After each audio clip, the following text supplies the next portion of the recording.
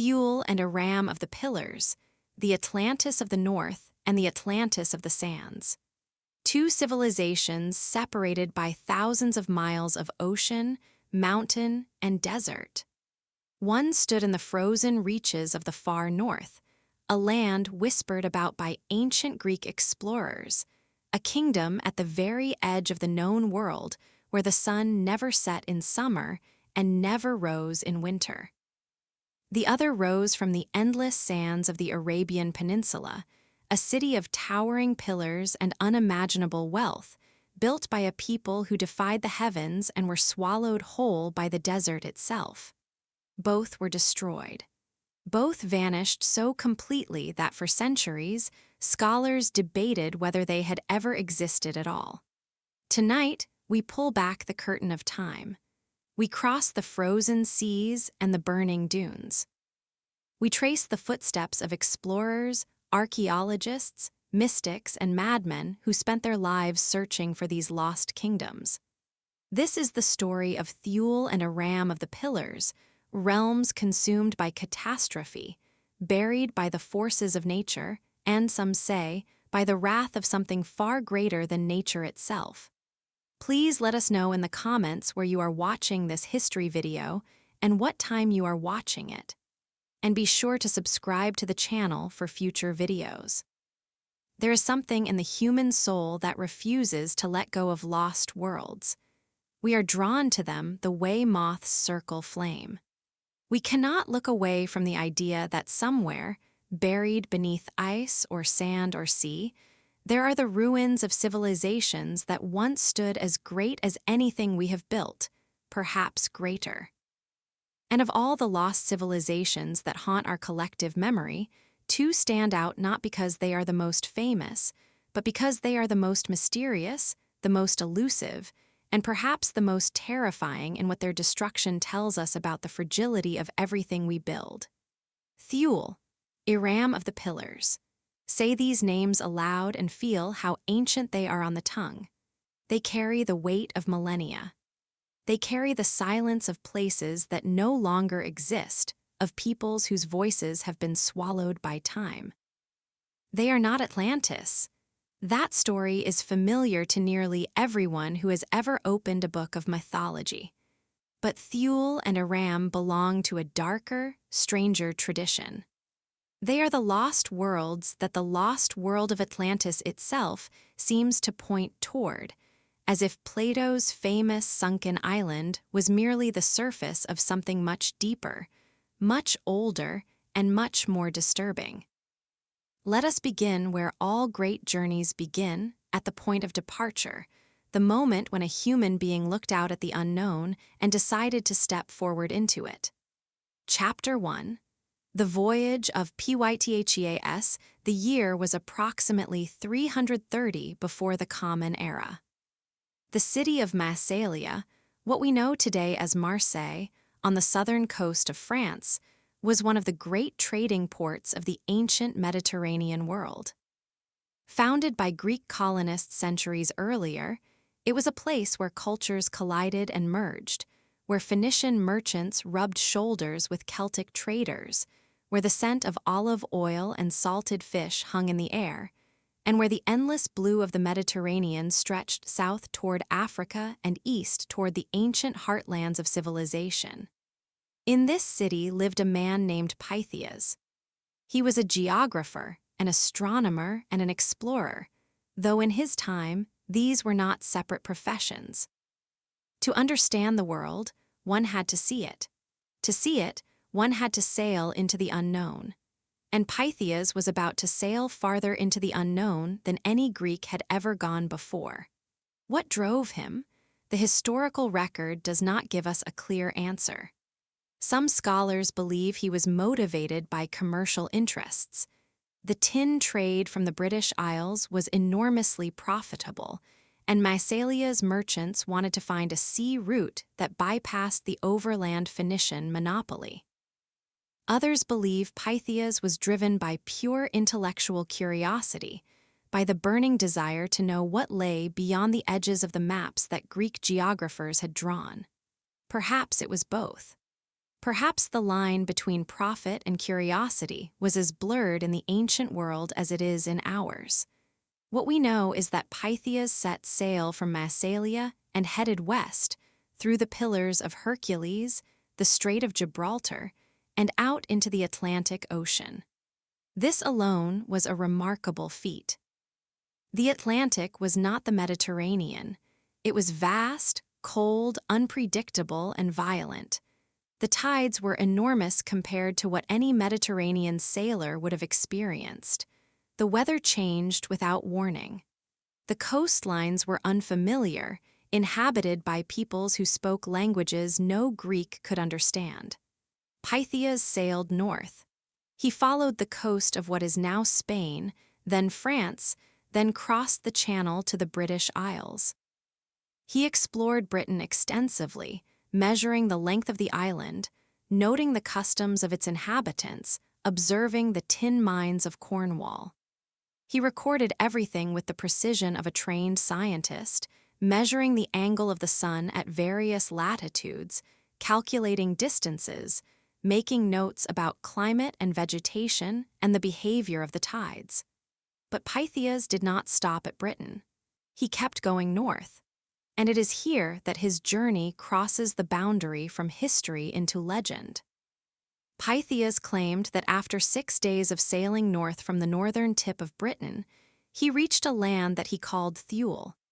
He described it as lying at the very edge of the inhabitable world, in a region where the sea became thick and sluggish, where the air itself seemed to thicken into something between fog and water and solid matter, where the boundaries between earth, sea, and sky dissolved into a strange, primordial confusion. He said that in summer, the sun barely set, that there were nights when the sun merely dipped below the horizon for a few hours before rising again. He said that in winter, the opposite was true.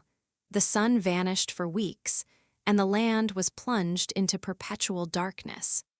He described the inhabitants of Thule as people who lived by farming and beekeeping when the short growing season allowed it, and who made a drink from grain and honey. He said they threshed their grain indoors because the constant rain and cloud made outdoor thrashing impossible. He described a land that was harsh but not uninhabitable, a place where human beings had learned to survive at the very limits of what the earth would permit. And then Pytheas said something that has puzzled scholars for more than 2,000 years. He said that beyond Thule, the sea became frozen, and that a day's sail north of the island, one reached a place where there was neither sea nor land nor air, but a mixture of all three, a substance like a sea lung, as he called it, that pulsed and breathed and made further navigation impossible. What was this strange substance? Was it pack ice? Was it a thick fog mixed with slushy, freezing seawater? Was it the edge of the Arctic ice sheet, encountered for the first time by a Mediterranean sailor who had no frame of reference for what he was seeing? Or was it something else entirely? Something that Pytheas, with all his scientific training, simply could not categorize? We do not know. We cannot know because Pytheas's original account of his voyage, a work called On the Ocean, has been lost. Not a single copy survives. Everything we know about his journey comes from fragments quoted by later writers, many of whom were openly hostile to Pytheas and accused him of being a liar and a fraud. The most prominent of these hostile voices was the great geographer Strabo, who wrote roughly 3 centuries after Pytheas's voyage. Strabo was contemptuous of Pytheas's claims. He declared that Pytheas was the greatest liar among men and dismissed the account of Thule as pure fabrication. No such land could exist so far to the north, Strabo argued. The climate would be too harsh for human habitation. The seas would be unnavigable. Pytheas had clearly made the whole thing up to impress his fellow citizens. But Strabo was writing from the comfort of the Mediterranean world. He had never sailed the northern seas. He had never experienced the strange, half-lit summers and endless winters of the high latitudes. He was judging Pythias's account against his own limited experience of the world, and finding it wanting not because it was false, but because it was too strange to believe. Other ancient writers were more sympathetic. The historian Polybius, while skeptical of some of Pythias's claims, acknowledged that he was a skilled observer. The geographer Eratosthenes, one of the greatest scientists of the ancient world, used Pythias's measurements in his own calculations of the Earth's circumference and found them remarkably accurate. Pliny the Elder, writing in the 1st century of the Common Era, cited Pythias's observations about Thule without dismissing them, treating them as credible reports from a distant land. The question that has consumed scholars ever since is simple: where was Thule? Chapter 2. The search for Thule. The candidates are many, and each has passionate advocates. The most commonly proposed identification is Iceland. The island lies roughly 6 days' sail north of the northern tip of Scotland, which matches Pythias's description. Its latitude, around 65 degrees north, would produce the near-continuous summer daylight and winter darkness that Pythias described. Its climate in the 4th century, before the Common Era, would have been somewhat milder than today, thanks to a warm period that preceded the colder centuries to come, making agriculture marginally possible in some coastal areas.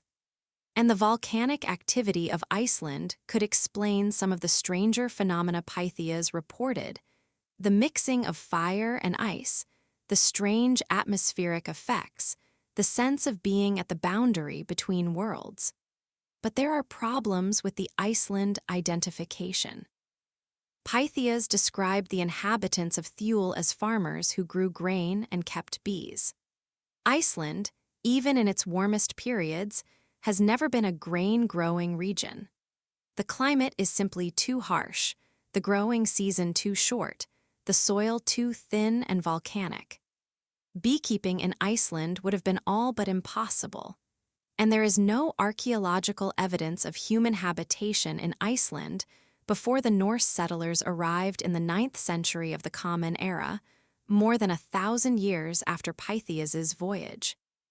Could Pythias have been describing a land that was inhabited in his time but subsequently abandoned? It is possible, but the absence of any archaeological trace makes it unlikely. If people lived in Iceland in the 4th century before the Common Era, they left no tools, no buildings, no graves, no refuse heaps, nothing at all. This silence is difficult to explain. The second major candidate is Norway. The northern coast of Norway, particularly the area around the Lofoten Islands and Troms, lies at roughly the right latitude and could be reached in 6 days of sailing from northern Scotland under favorable conditions. Norway was certainly inhabited in Pythias's time. The Scandinavian peoples had lived there for thousands of years, and they practiced farming and animal husbandry in the coastal regions where the climate was moderated by the warm currents of the North Atlantic. The near-continuous summer daylight and winter darkness match perfectly, and the Norwegian coast, with its deep fjords, towering mountains, and frequent storms, would have seemed like the very edge of the world to a Mediterranean sailor.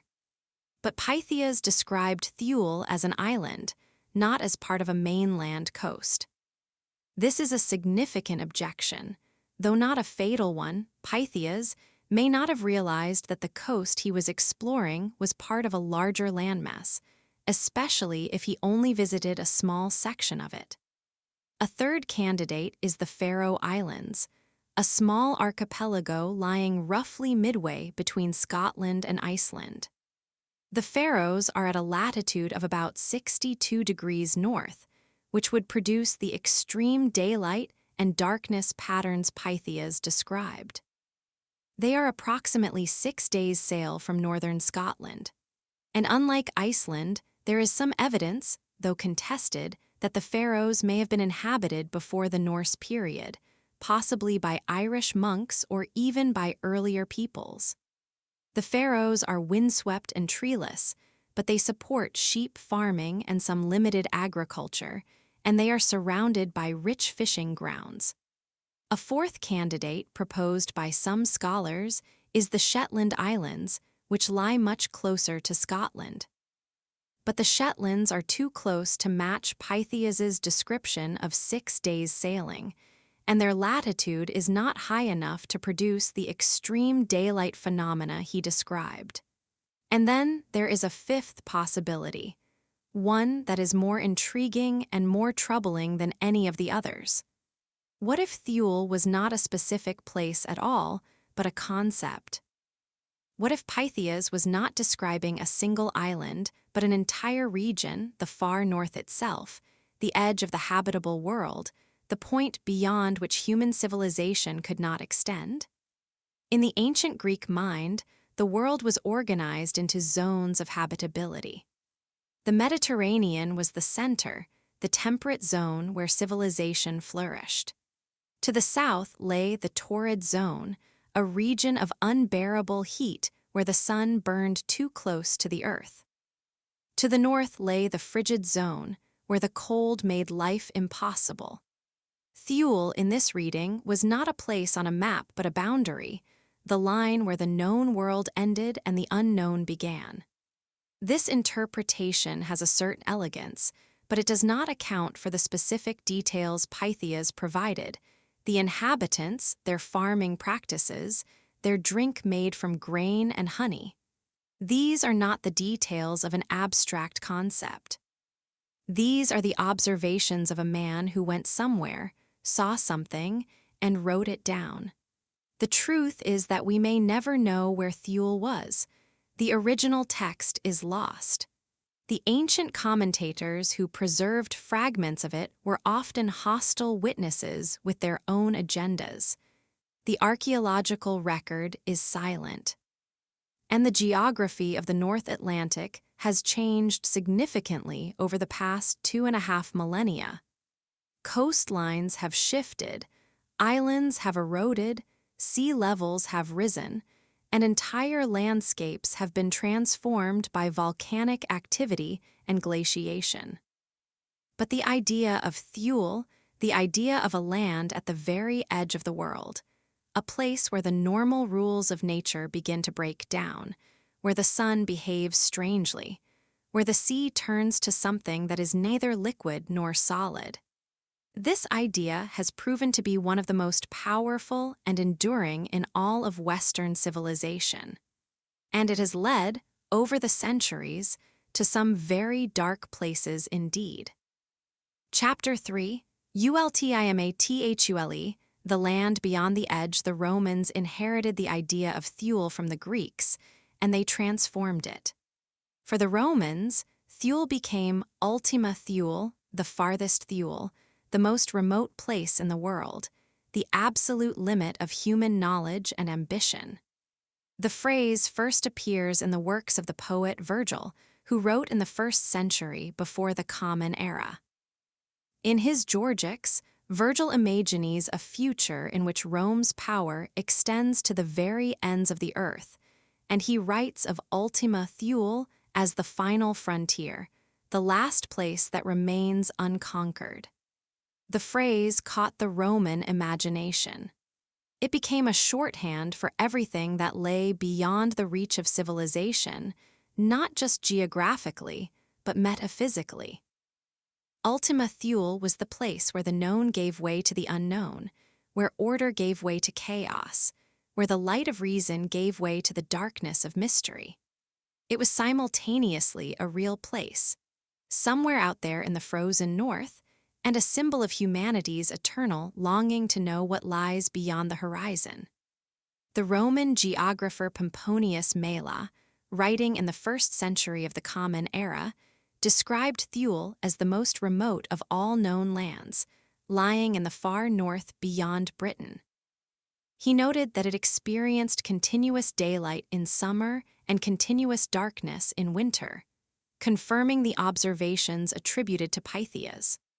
The Roman historian Tacitus, writing about his father-in-law Agricola's campaigns in Britain, mentions that the Roman fleet sailed north around Scotland and claimed to have sighted Thule in the distance, though Tacitus adds that their orders only required them to go as far as Scotland, and they did not actually land on the distant island.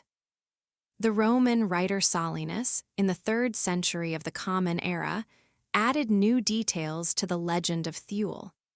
He described it as a fertile island with long summer days, where the inhabitants lived simple but comfortable lives. He said that the people of Thule were generous and peaceful, that they shared their possessions communally, and that they had no interest in wealth or conquest. In Solinus's telling, Thule was not just a remote island.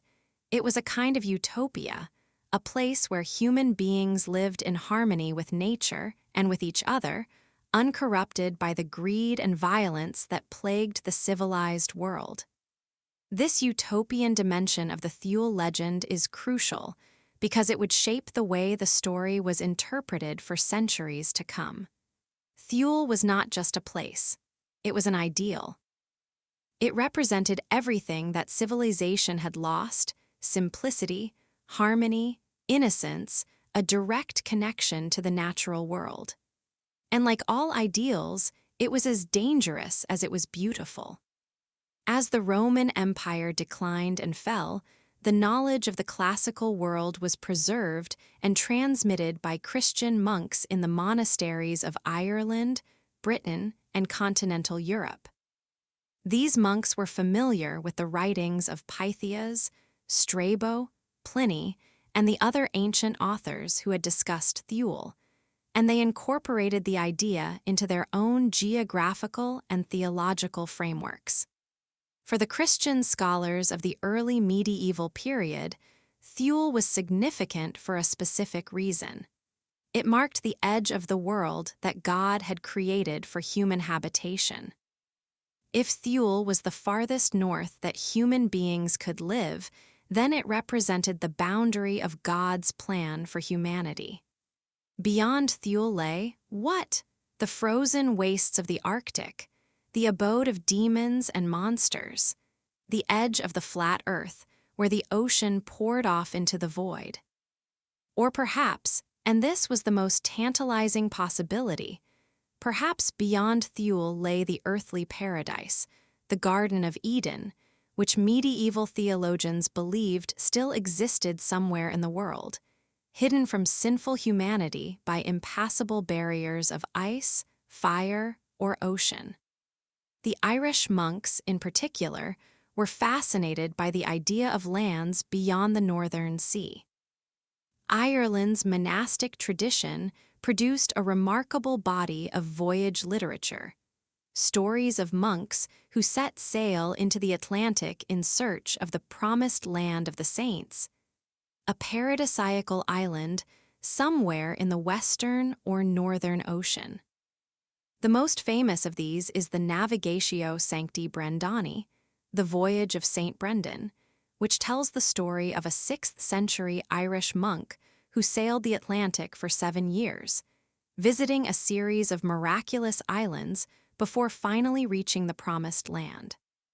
Among the islands Brendan is said to have visited is one that is described in terms strikingly similar to the ancient accounts of Thule, a land of perpetual daylight, of rich pastures, of gentle and generous inhabitants. Some scholars have argued that Brendan's voyage preserves genuine folk memories of Irish monks who sailed to Iceland, the Faroes, or even beyond, centuries before the Vikings. Others dismiss the Navigatio as pure fiction, a spiritual allegory dressed up as a travel narrative. But whatever the truth, the story of Brendan demonstrates how deeply the idea of a northern paradise, a Thule, was embedded in the European imagination. The Vikings, who burst onto the European stage in the late 8th century, added a new chapter to the Thule legend. The Norse sagas describe the discovery and settlement of Iceland, Greenland, and even a land called Vinland, which most scholars identify with the coast of North Atlantic Canada, specifically Newfoundland, where archaeological remains of a Norse settlement have been found at Elant's Ox Meadows. The Norse knew about Thule. The medieval Icelandic scholar Dicuil, writing around the year 825, describes Thule explicitly as Iceland and says that Irish monks had lived there before the Norse arrived. The Norse themselves sometimes referred to Iceland as Thule, and the name appears in various medieval texts as a synonym for the island. But this identification, while practical and geographically sensible, stripped the name of its mythical resonance. Iceland was a real place, cold, volcanic, frequently unpleasant, but real. The Thule of Pytheas, the Ultima Thule of Virgil, had been something more than real. It had been a threshold, a boundary, a gate to the unknown. And that mythical Thule did not disappear when Iceland was mapped and settled. It simply moved farther north, farther into the darkness, farther beyond the reach of human knowledge. Chapter 4, Thule and the Hyperborean tradition. To truly understand what Thule meant in the ancient world, we need to examine it alongside another, even older tradition, the legend of Hyperborea. Hyperborea, the land beyond the north wind, was one of the most persistent legends of ancient Greek mythology. It was described as a paradise lying far to the north of the known world, beyond the mountains from which Boreas, the north wind, blew. In Hyperborea, the sun shone continuously for 6 months of the year. The land was warm despite its northern location, blessed by the god Apollo, who was said to spend the winter months there. The Hyperboreans lived in perfect happiness, free from disease, war, and old age. They spent their time in music, dancing, and worship, and when they finally grew tired of life after 1,000 years or more, they simply threw themselves from a cliff into the sea, dying in joy rather than in sorrow. The poet Pindar, writing in the 5th century before the Common Era, described Hyperborea as a land that neither by ship nor on foot would you find the marvelous road to the assembly of the Hyperboreans. It was unreachable by ordinary means, a place that existed outside the normal geography of the world, accessible only to heroes and gods. The historian Herodotus, writing around the same time, was skeptical of the Hyperborean legend, but acknowledged that it was widely believed. He noted that the Hyperboreans were said to send offerings to the temple of Apollo at Delos, wrapped in wheat straw, passing them from people to people along a chain that stretched from the far north to the Aegean Sea. Herodotus found this story credible. It suggested that there were real people living far to the north who worshipped Apollo and maintained contact with the Greek world through intermediaries. The connection between Thule and Hyperborea is obvious but not straightforward. Both were located in the far north. Both were described as having unusual solar phenomena, continuous daylight in summer, continuous darkness in winter. Both were inhabited by people living in a state of simplicity and virtue. But while Hyperborea was explicitly paradisiacal, a land of eternal spring and eternal youth, Thule was described in more realistic terms as a cold, harsh place where human beings survived through ingenuity and hard work. Hyperborea was a myth. Thule, at least in Pytheas's telling, was a geographical report. And yet, over the centuries, the two traditions merged. Later writers blurred the line between Thule and Hyperborea, creating a composite legend of a northern paradise, a land of wisdom, power, and spiritual purity, hidden from the corrupted civilizations of the south. This merged tradition would have enormous consequences in the centuries to come. The idea of a pure, wise civilization in the far north found resonance in many cultures. The Hindu texts describe Mount Meru, the cosmic mountain at the center of the world, which is located in the far north and is the abode of the gods.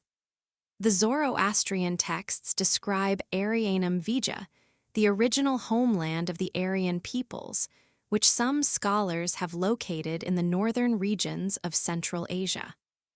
The Norse myths describe Asgard, the realm of the gods, which lies at the top of the world tree Yggdrasil, accessible only by the Rainbow Bridge Bifrost. These parallel traditions from different cultures reinforce the idea that the far north was not simply a cold, inhospitable wasteland, but a place of deep spiritual significance, a place where the boundary between the human and the divine was thinnest, where the original wisdom of the cosmos could still be accessed by those with the knowledge and courage to seek it. This idea, the idea of a northern spiritual homeland, a lost paradise in the ice, a Thule that was not just a place but a state of being, would prove to be one of the most seductive and dangerous ideas in human history. But before we trace that dark lineage, let us turn our attention to another lost world, equally mysterious, equally compelling, and equally devastating in its destruction. Let us cross from the frozen north to the burning south, from the ice to the sand. From Thule to Iram. Chapter 5. The city of 1,000 pillars in the vast, merciless emptiness of the Rub al-Khali, the empty quarter of the Arabian Peninsula, there is nothing. Nothing for hundreds of miles in every direction. Sand, only sand, dunes the size of mountains, sculpted by winds that blow without ceasing, shifting and reshaping the landscape day after day, year after year, century after century. The Rub al-Khali is one of the largest sand deserts on Earth, covering an area larger than France. Temperatures in summer can exceed 50 degrees Celsius. Rainfall is measured not in inches per year, but in fractions of inches per decade. This is one of the most hostile environments on the planet, a place where human life is possible only on the margins, only for the hardiest of nomadic peoples, only with the most intimate knowledge of where water can be found and how to move from oasis to oasis without dying of thirst. And yet, somewhere beneath these sands, according to a tradition that stretches back more than 1,000 years, lie the ruins of one of the greatest cities ever built. A city of towers and temples, of gardens and fountains, of wealth beyond imagination. A city so magnificent that it rivaled paradise itself. Its name was Iram, Iram of the Pillars, Iram dhat al-Imad. The primary source for the story of Iram is the Quran itself. In Surah al-Fajr, the chapter of the dawn, verses 6 through 14, the text speaks of a people called Ad, who built Iram of the lofty pillars, the like of which were not produced in all the land. The Quran describes the people of Ad as arrogant and powerful, a civilization that defied God's messengers and refused to submit to divine authority. For their arrogance, God destroyed them, utterly, completely, without mercy. The city of Iram was erased from the face of the earth. The Quranic account is brief, just a few verses, but it is devastating in its implications. It tells us that there was once a civilization of extraordinary power and achievement, that it was located in the desert region of the Arabian Peninsula, that its defining architectural feature was tall pillars or columns, and that it was destroyed by divine punishment. The Quran does not specify the nature of the destruction. It does not say whether Iram was swallowed by an earthquake, buried by a sandstorm, consumed by fire, or destroyed by some other catastrophe. It simply says that God poured on them a scourge of diverse chastisements, and that the people of Ad were destroyed by a furious wind, exceedingly violent. The early Islamic commentators, the scholars who interpreted the Quran in the centuries following the Prophet Muhammad's death, expanded on this brief account with elaborate details drawn from oral tradition, pre-Islamic Arabian folklore, and their own imaginations. The result was a richly detailed legend that transformed the few verses of the Quran into one of the most vivid and haunting stories of the ancient world. According to these commentators, the people of Ad were descendants of Noah, survivors of the Great Flood who had settled in the region of southern Arabia, in the area known as the Hadramaut, which lies in what is now eastern Yemen and western Oman. They were a tall, powerful people, giants, in some accounts, who lived for hundreds of years and possessed strength far beyond that of ordinary human beings. The founder of their civilization was a king named Shaddad ibn Ad. Shaddad was the most powerful ruler in the world, a king who commanded armies of unimaginable size and who had conquered all the peoples of the earth. But Shaddad was not content with worldly power.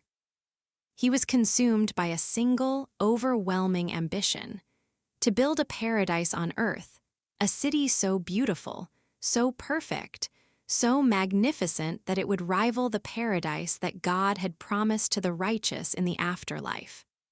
Shaddad ordered his servants and his armies to search the world for the finest materials: gold, silver, precious stones, rare woods, exotic plants. He sent expeditions to every corner of the known world, to India for sapphires and rubies, to Africa for ivory and ebony, to the mountains of Central Asia for lapis lazuli, to the forests of the Levant for cedar wood. He summoned the greatest architects, the most skilled craftsmen, the most ingenious engineers, and he commanded them to build a city that would surpass in beauty and splendor anything that had ever existed or would ever exist again. The construction of Iram took 300 years. When it was finished, it was a marvel beyond description. The city was surrounded by walls of gold and silver, studded with precious stones that flashed in the desert sun. Inside the walls were palaces of crystal and marble, each more magnificent than the last. The streets were paved with gemstones. The pillars, the famous pillars that gave the city its name, were made of gold, silver, and chrysolite, and they stretched so high into the sky that they seemed to touch the clouds. Gardens of extraordinary beauty filled the spaces between the buildings, watered by fountains that drew from underground rivers, planted with trees and flowers from every region of the world. Artificial rivers of honey, milk, and wine flowed through channels of gold. The air was perfumed with incense and myrrh. Birds of every species sang in the gardens, and precious metals gleamed from every surface. When Shaddad finally set out to enter his completed city, his earthly paradise, his challenge to heaven itself, God intervened. According to the most common version of the story, Shaddad and his entire court were struck dead by a terrible cry from the sky just as they reached the gates of Iram. They never entered the city. And the city itself was swallowed by the sands of the desert, buried so deeply that no trace of it remained. The greatest monument to human pride and ambition was erased from the earth in an instant. Other versions of the story describe the destruction differently. Some say that a terrible sandstorm arose, a storm of supernatural fury, driven by winds that blew for 7 nights and 8 days without ceasing. The storm buried Iram under mountains of sand, killing everyone within and around the city. Some say that the earth itself opened and swallowed the city, pulling it down into the depths. Some say that God simply made the city invisible, that it still exists somewhere in the desert, perfect, and intact, but hidden from human eyes by a veil of divine power that no mortal can penetrate. This last version is perhaps the most haunting, because it implies that Iram is not truly destroyed, that it is merely waiting, suspended between existence and oblivion, a ghost city in the endless sands. Chapter 6. The people of AD. To understand Iram, we must understand the people who built it. And to understand the people of Ad, we must understand the world they inhabited, the world of pre-Islamic Arabia. The Arabian Peninsula before the rise of Islam was not the empty, barren wasteland that many people imagine.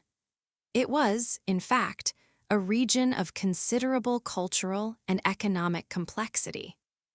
The coastal areas, particularly the western coast along the Red Sea and the southern coast along the Indian Ocean, were home to thriving civilizations that had existed for millennia.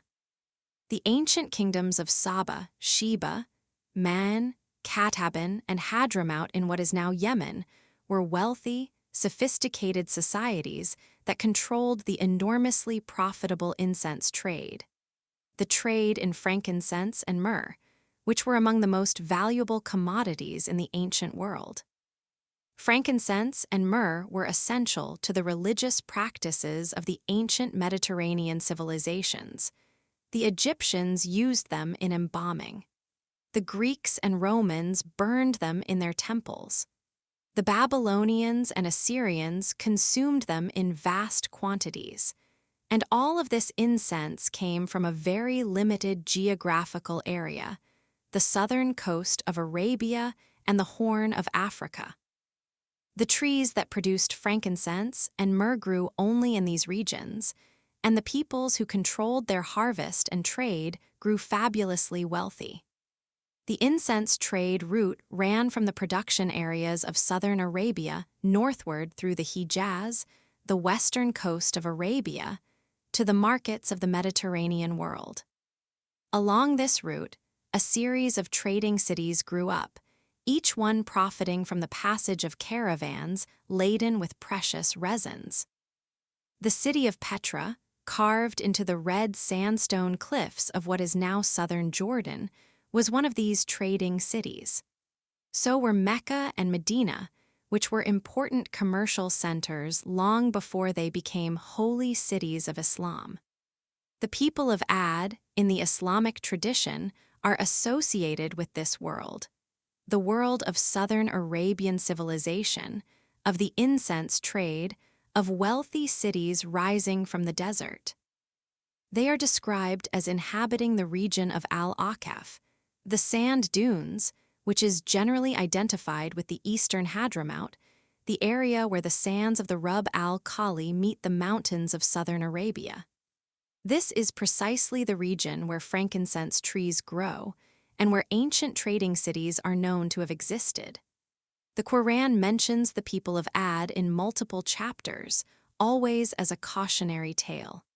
They were a people who had been blessed by God with strength, prosperity, and long life. They built monuments and fortifications on every hilltop. They constructed elaborate irrigation systems to make the desert bloom. They were, in short, a civilization at the height of its power. But they were also arrogant. They worshipped idols rather than the one God. When the prophet Hud was sent to them to warn them to repent and submit to God's will, they mocked him. They said, "Who is mightier than us in strength?" They pointed to their great buildings, their powerful armies, their vast wealth, and they declared that no power, human or divine, could bring them down. God's response was swift and terrible. A drought came first, a long, terrible drought that withered the crops and dried the wells. The people of Ad saw a cloud approaching and rejoiced, thinking it was rain. But it was not rain. It was a storm of destruction, carrying winds of unimaginable fury. The wind blew for 7 nights and 8 days. It tore the people from the ground and hurled them through the air. It buried their buildings under mountains of sand. When the wind finally stopped, there was nothing left. The people of Ad had been erased from the earth as if they had never existed.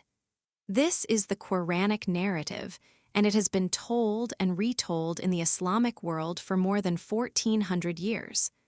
But the question that has haunted scholars, archaeologists, and explorers for centuries is this: is there any truth behind the legend?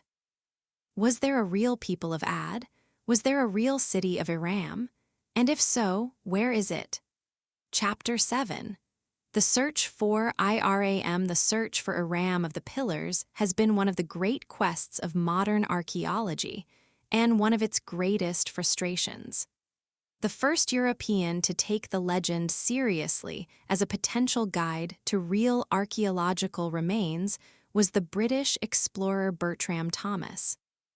In 1930, Thomas became the first Westerner to cross the Rub al-Khali, an achievement that earned him fame and recognition throughout the world. During his crossing, Thomas's Bedouin guides pointed out ancient caravan tracks in the sand, tracks that led deeper into the desert, toward regions that even the Bedouin avoided. The guides told Thomas that these tracks led to a lost city, a city called Ubar, which they identified with the legendary Iram. Thomas was intrigued but unable to follow the tracks. The crossing of the empty quarter was dangerous enough without detouring into unknown territory. But he recorded the location and the story, and he published them in his book, Arabia Felix, which appeared in 1932. The book inspired other explorers, most notably the legendary British Arabist Harry St. John Philby, who crossed the empty quarter in 1932 partly in search of the lost city. Philby did not find Iram, but he did find something remarkable: a vast field of glass fragments in the desert, which he identified as the remains of a meteorite impact. This site, known as the Wabar craters, became famous in its own right, but it was not the lost city that Philby had been seeking. The great British explorer Wilfrid Thesiger, who crossed the empty quarter twice in the late 1940s, also heard stories of the lost city from his Bedouin companions. Thesiger wrote about these stories in his classic book, Arabian Sands, describing the Bedouin belief that a great city lay buried somewhere in the deep desert, a city that had been destroyed by God for the sins of its people. Thesiger was captivated by the legend, but like Thomas and Philby before him, was unable to locate the actual site. The breakthrough, if it can be called that, came in the early 1990s through the unlikely medium of space technology. In 1984, a documentary filmmaker and amateur archaeologist named Nicholas Clapp became obsessed with the legend of Iram. Clapp was not an academic archaeologist. He was a filmmaker based in Los Angeles who had become fascinated by Arabian history. But he brought something to the search that previous explorers had lacked: access to satellite imagery.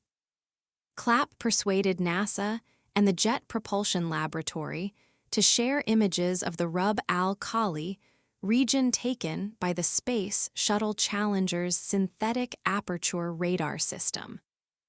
This radar system had the remarkable ability to penetrate the dry desert sand to a depth of several meters, revealing features of the underlying bedrock that were invisible from the surface. When Clapp examined the images, he found something extraordinary: a network of ancient tracks converging on a single point in the desert of southern Oman, near a place called Shisr. The tracks were clearly caravan routes, paths worn into the bedrock by thousands of years of camel and donkey traffic. And they all converged on the same spot, suggesting that a major settlement had once existed there.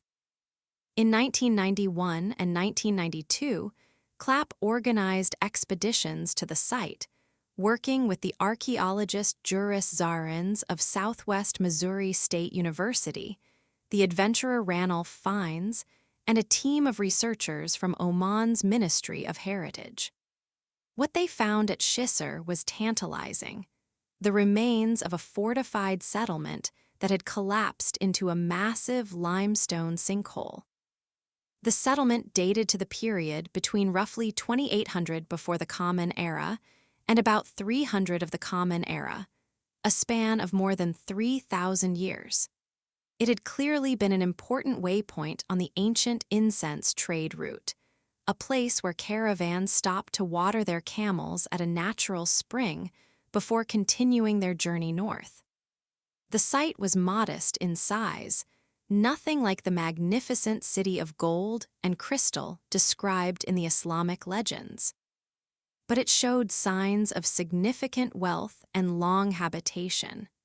There were pottery fragments from distant regions, indicating extensive trade connections.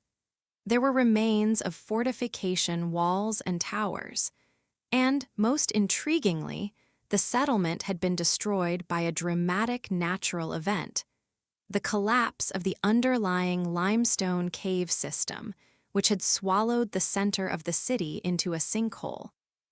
Clapp and Zarins announced that they had found Iram, the legendary lost city, the Atlantis of the sands.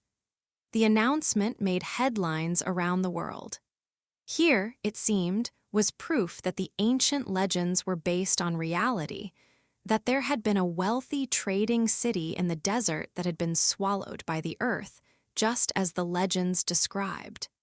But the identification was immediately controversial, and it remains so to this day. Critics pointed out that the settlement at Shisr was far too small and too modest to match the descriptions of Iram in the Islamic literature. Where were the golden pillars? Where were the crystal palaces? Where were the gardens of paradise? The ruins at Shisr were those of a small desert fort, not a great metropolis. They were important, certainly. Any archaeological site in the Rub al-Khali is inherently significant, but they were not the magnificent city of legend. Defenders of the identification argued that legends always exaggerate, that the reality behind a myth is always more modest than the story.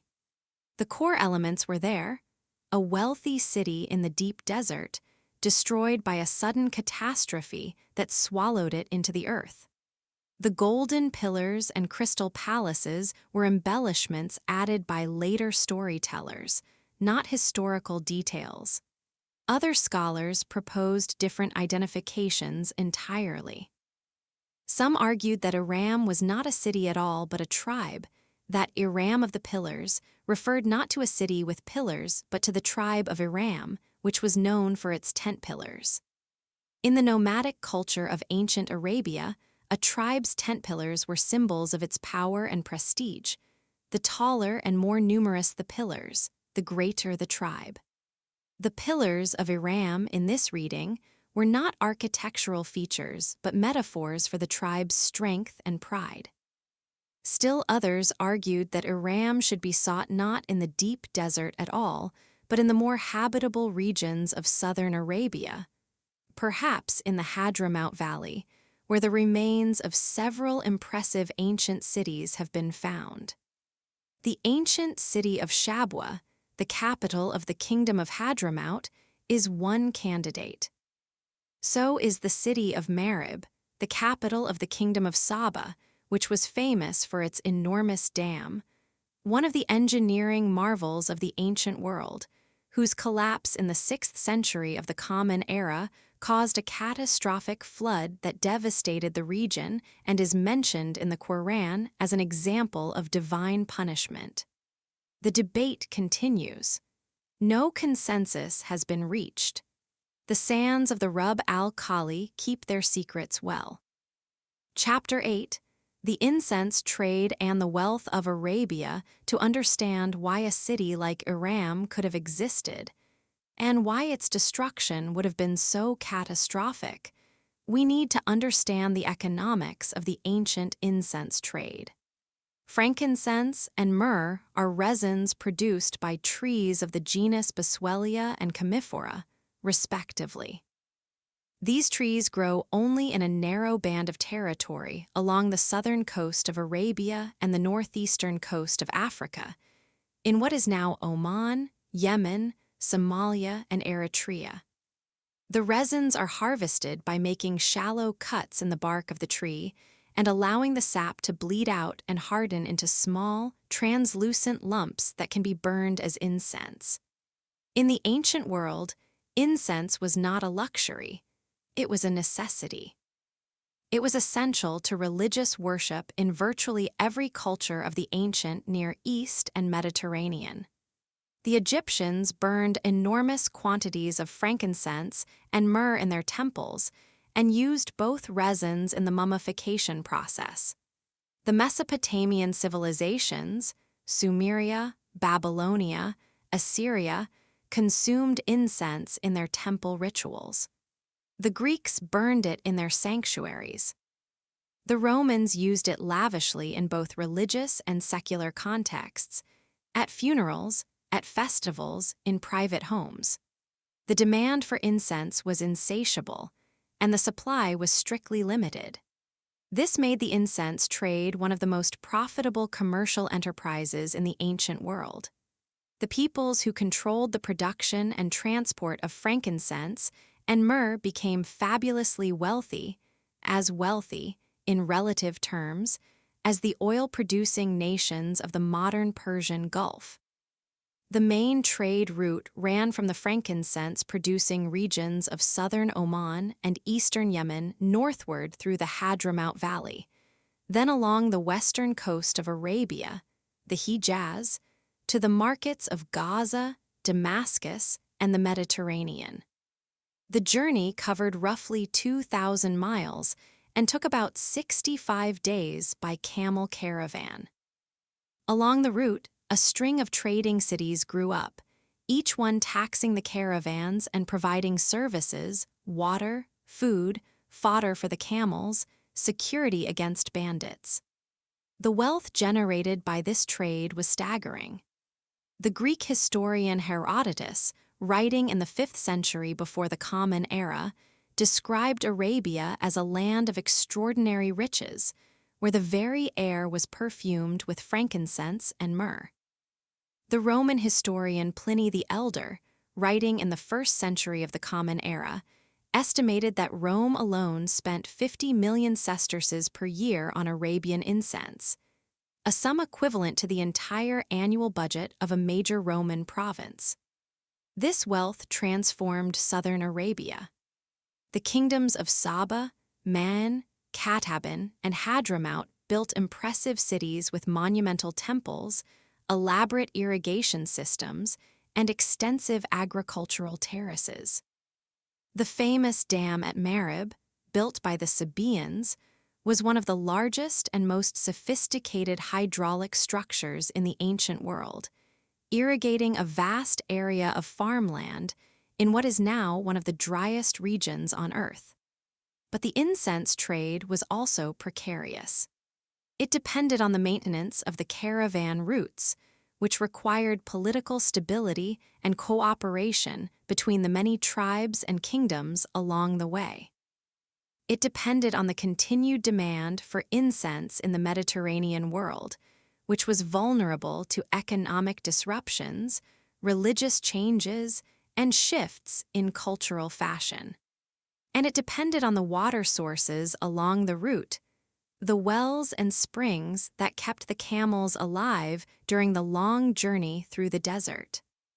If any of these factors failed, if the caravan routes were disrupted by war, or the Mediterranean markets collapsed, or the water sources dried up, the entire system would collapse, and the wealthy cities that depended on it would die.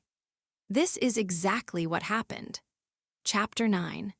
The decline of the South Arabian civilizations was not a single event, but a long, slow process of decay that unfolded over several centuries. It began with the shift in trade routes. In the 3rd century before the Common Era, the Ptolemaic rulers of Egypt, the Greek dynasty that governed Egypt after the death of Alexander the Great, began developing a maritime trade route from the Red Sea ports of Egypt directly to India, bypassing the Arabian overland routes entirely. This maritime route was faster, cheaper, and more efficient than the overland caravans. It allowed Egyptian and later Roman merchants to import not only incense, but also spices, silk, precious stones, and other luxury goods from India and the Far East without paying the heavy taxes imposed by the Arabian kingdoms along the caravan routes. The discovery and exploitation of the monsoon wind patterns, which allowed ships to sail directly across the Indian Ocean rather than hugging the coast, accelerated this process. By the 1st century of the Common Era, the maritime route had become the dominant channel for east-west trade, and the overland caravan routes through Arabia were in serious decline. The effects on the Arabian kingdoms were devastating. The trading cities along the caravan routes began to shrink as the caravans stopped coming. Tax revenues plummeted. The irrigation systems that depended on the wealth of the incense trade fell into disrepair. Political instability increased as the ruling elites lost the economic base that had sustained their power. The collapse of the Marib Dam, traditionally dated to around 570 of the Common Era, was both a symptom and a cause of this decline. The dam had required constant maintenance. Its massive earthen walls needed to be repaired after every flood season, and the sophisticated sluice system that distributed water to the surrounding fields required skilled engineers to operate. As the wealth of the Sabaean kingdom declined, the resources available for maintaining the dam diminished. Eventually, a major flood overwhelmed the weakened structure, and the dam burst. The resulting catastrophe was so devastating that it is recorded in the Quran itself, in Surah Saba, chapter 34, which describes how God destroyed the gardens of Saba by sending a flood from a burst dam, replacing their beautiful orchards with gardens producing bitter fruit and tamarisks and some few lote trees. The verse is a vivid description of what happens when an irrigation-dependent civilization loses its water supply. The cultivated gardens revert to scrubby desert vegetation, and the people scatter. The Quranic account of the flood of Saba and the destruction of Iram may refer to the same general phenomenon.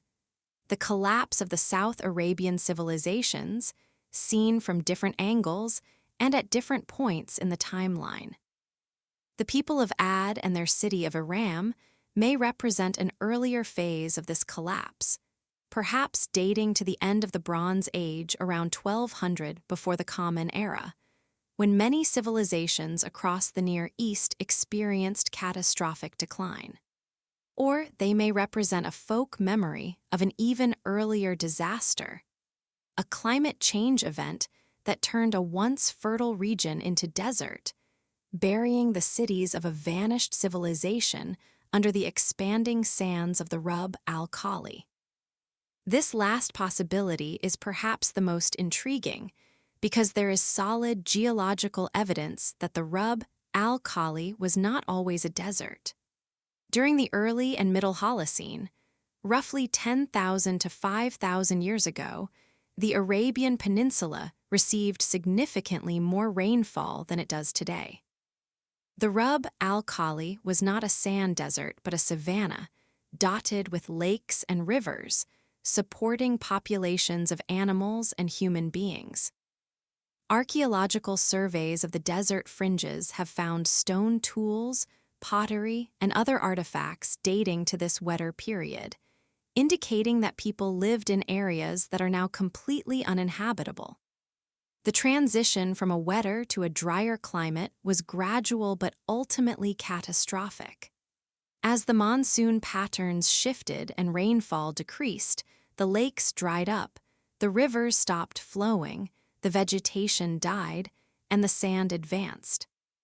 Any cities or settlements that had been built during the wetter period would have been gradually abandoned as the water supply failed, and eventually buried by the encroaching sand dunes. Could Iram be one of these cities? Could the legend of the people of Ad preserve a folk memory of a civilization that flourished during the wet period and was destroyed by climate change? A civilization that was literally swallowed by the advancing desert. It is a tantalizing possibility, but the evidence remains elusive. The sands of the Rub al-Khali are deep, in some places, hundreds of meters deep, and whatever lies beneath them is beyond the reach of current archaeological methods. Chapter 10. Parallel destructions. Now let us step back and consider the two stories side by side, Thule and Iram. What do they have in common? What do they tell us about the human imagination and the human experience of catastrophe? At first glance, the two legends seem utterly different. Thule is a northern legend, associated with ice, darkness, and the frozen sea. Iram is a southern legend, associated with heat, sand, and the burning desert. Thule is Greek and Roman in origin, while Iram is Arabian and Islamic. Thule is described as a marginal, harsh place where people survived at the limits of human endurance.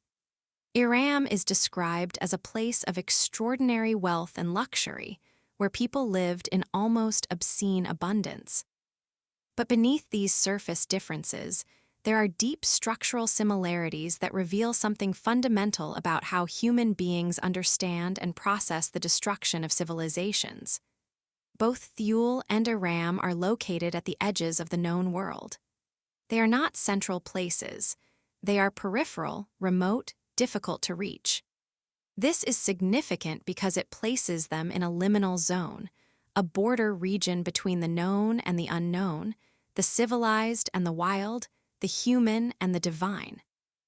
In the ancient imagination, the edges of the world were places where the normal rules of reality broke down, where the sun behaved strangely, where the sea turned to ice or sand, where the boundaries between elements dissolved.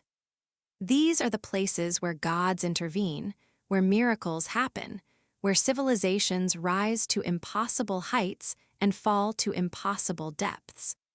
Both legends describe civilizations that rose to extraordinary power and were destroyed by forces beyond human control. In both cases, the destruction is presented as total and irreversible. The civilization is not merely weakened or diminished, it is annihilated. Thule is lost to the ice and fog. Iram is swallowed by the sand. In both cases, the destruction is so complete that the very existence of the civilization becomes a matter of doubt. Did it ever really exist, or was it just a story? Both legends carry a moral dimension. In the Iram story, the moral is explicit. The people of Ad were destroyed because of their arrogance, their refusal to submit to God's will, their attempt to build a paradise on earth that rivaled the paradise of heaven. This is a cautionary tale about hubris, the ancient Greek word for the overweening pride that leads to destruction. In the Thule story, the moral is more implicit but no less powerful. Thule represents the limits of human knowledge and human reach. To go beyond Thule, to venture into the sea lung that Pytheas described, is to enter a realm where human beings do not belong, where the forces of nature are too powerful and too strange for any human art or technology to overcome. And both legends share a common emotional core, the sense of loss, of something precious that has been destroyed and can never be recovered. When we hear the story of Iram, we mourn not just the city and its people, but the possibility that it represented, the possibility of a civilization so magnificent that it touched the divine. When we hear the story of Thule, we mourn the loss of the unknown itself, the frontier, the edge, the place where everything was still possible because nothing was yet known. This emotional resonance is why these legends have endured for so long and have been retold in so many different forms. They speak to something deep in the human psyche, the fear that everything we build will eventually be destroyed, that the forces of nature and of time are more powerful than any human ambition, that the sand and the ice are patient and will eventually reclaim everything we have taken from them. Chapter 11. Preservation through scripture and poetry. The survival of the Iram legend owes an enormous debt to its preservation in the Quran. Unlike many ancient legends, which survived through oral tradition and were subject to endless variation and embellishment, the Quranic account of the people of Ad and their city of Iram was fixed in written text from the 7th century onward. This gave the legend a permanence and authority that few other ancient stories could match. But the Quran is not the only text that preserves the memory of Iram. The classical Arabic literary tradition is rich with references to the lost city, each one adding new details and new interpretations to the original Quranic account.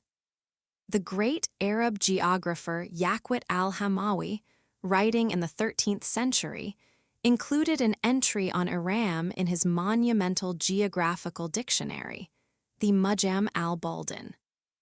Yaqut collected every reference to Iram that he could find in earlier sources, presenting them without editorial comment and allowing the reader to draw their own conclusions.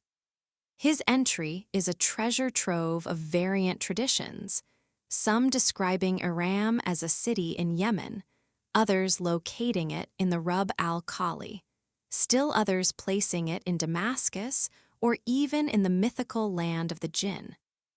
The 10th century historian al-Tabari included an extended account of the people of Ad and the construction of Iram in his massive universal history, the Tariq al-Rusul wa al-Muluk, History of the Prophets and Kings. Al-Tabari's account is the most detailed version of the legend that survives, and it is the source for most of the embellishments that we associate with the Iram story. The 300 years of construction, the golden pillars, the gardens of paradise, the sudden destruction at the gates of the city. The 14th century historian Ibn Khaldun, one of the greatest intellectuals of the Islamic world, took a more skeptical approach. In his Muqaddimah, his famous introduction to the study of history, Ibn Khaldun argued that the stories of Iram's supernatural magnificence were exaggerations. He pointed out that no civilization in history had ever built structures of solid gold and silver, that the descriptions of Iram in the popular literature were physically impossible, and that the stories were the product of storytellers who amused themselves with strange tales. Ibn Khaldun did not deny that the people of Ad had existed or that they had been destroyed. The Quran's authority was unquestionable, but he argued that the details of the destruction had been embellished beyond all recognition by centuries of storytelling. Ibn Khaldun's skepticism was unusual in his time, but it anticipated the approach that modern scholars would take toward the Iram legend. The question was not whether the Quran was telling the truth. For Muslim scholars, this was beyond debate, but what kind of truth it was telling. Was the story of Iram a historical account of a real city that had been destroyed? Or was it a parable, a spiritual teaching dressed in the language of geography and architecture? In the Western literary tradition, Iram entered the imagination through a different route. The English poet Percy Bysshe Shelley's famous sonnet Ozymandias, published in 1818, does not mention Iram by name, but its theme, the vanity of human ambition, the inevitable destruction of all monuments to power, is essentially the same as the Iram story. Look on my works, ye mighty, and despair. says the ruined statue of the ancient king. Nothing beside remains. Round the decay of that colossal wreck, boundless and bare, the lone and level sands stretch far away. This could be a description of Iram itself. The most famous Western literary treatment of Iram is in The 1001 Nights, the great collection of Arabic, Persian, and Indian stories known in the West as the Arabian Nights. In one of the stories, a traveler stumbles upon Iram in the desert and finds it perfectly preserved, a ghost city of empty palaces and silent fountains, still glittering with gold and jewels, but utterly devoid of life. The traveler is overwhelmed by the beauty and the horror of the place. Beauty, because the city is more magnificent than anything he has ever seen. Horror, because the absence of human life transforms the beauty into something monstrous, a reminder that all human achievement is ultimately futile. This image, the perfectly preserved but lifeless city, a monument to vanished glory, has haunted the Western imagination ever since the Arabian Nights was first translated into European languages in the early 18th century. It has influenced writers from Edgar Allan Poe to H.P. Lovecraft, from Jorge Luis Borges to Umberto Eco.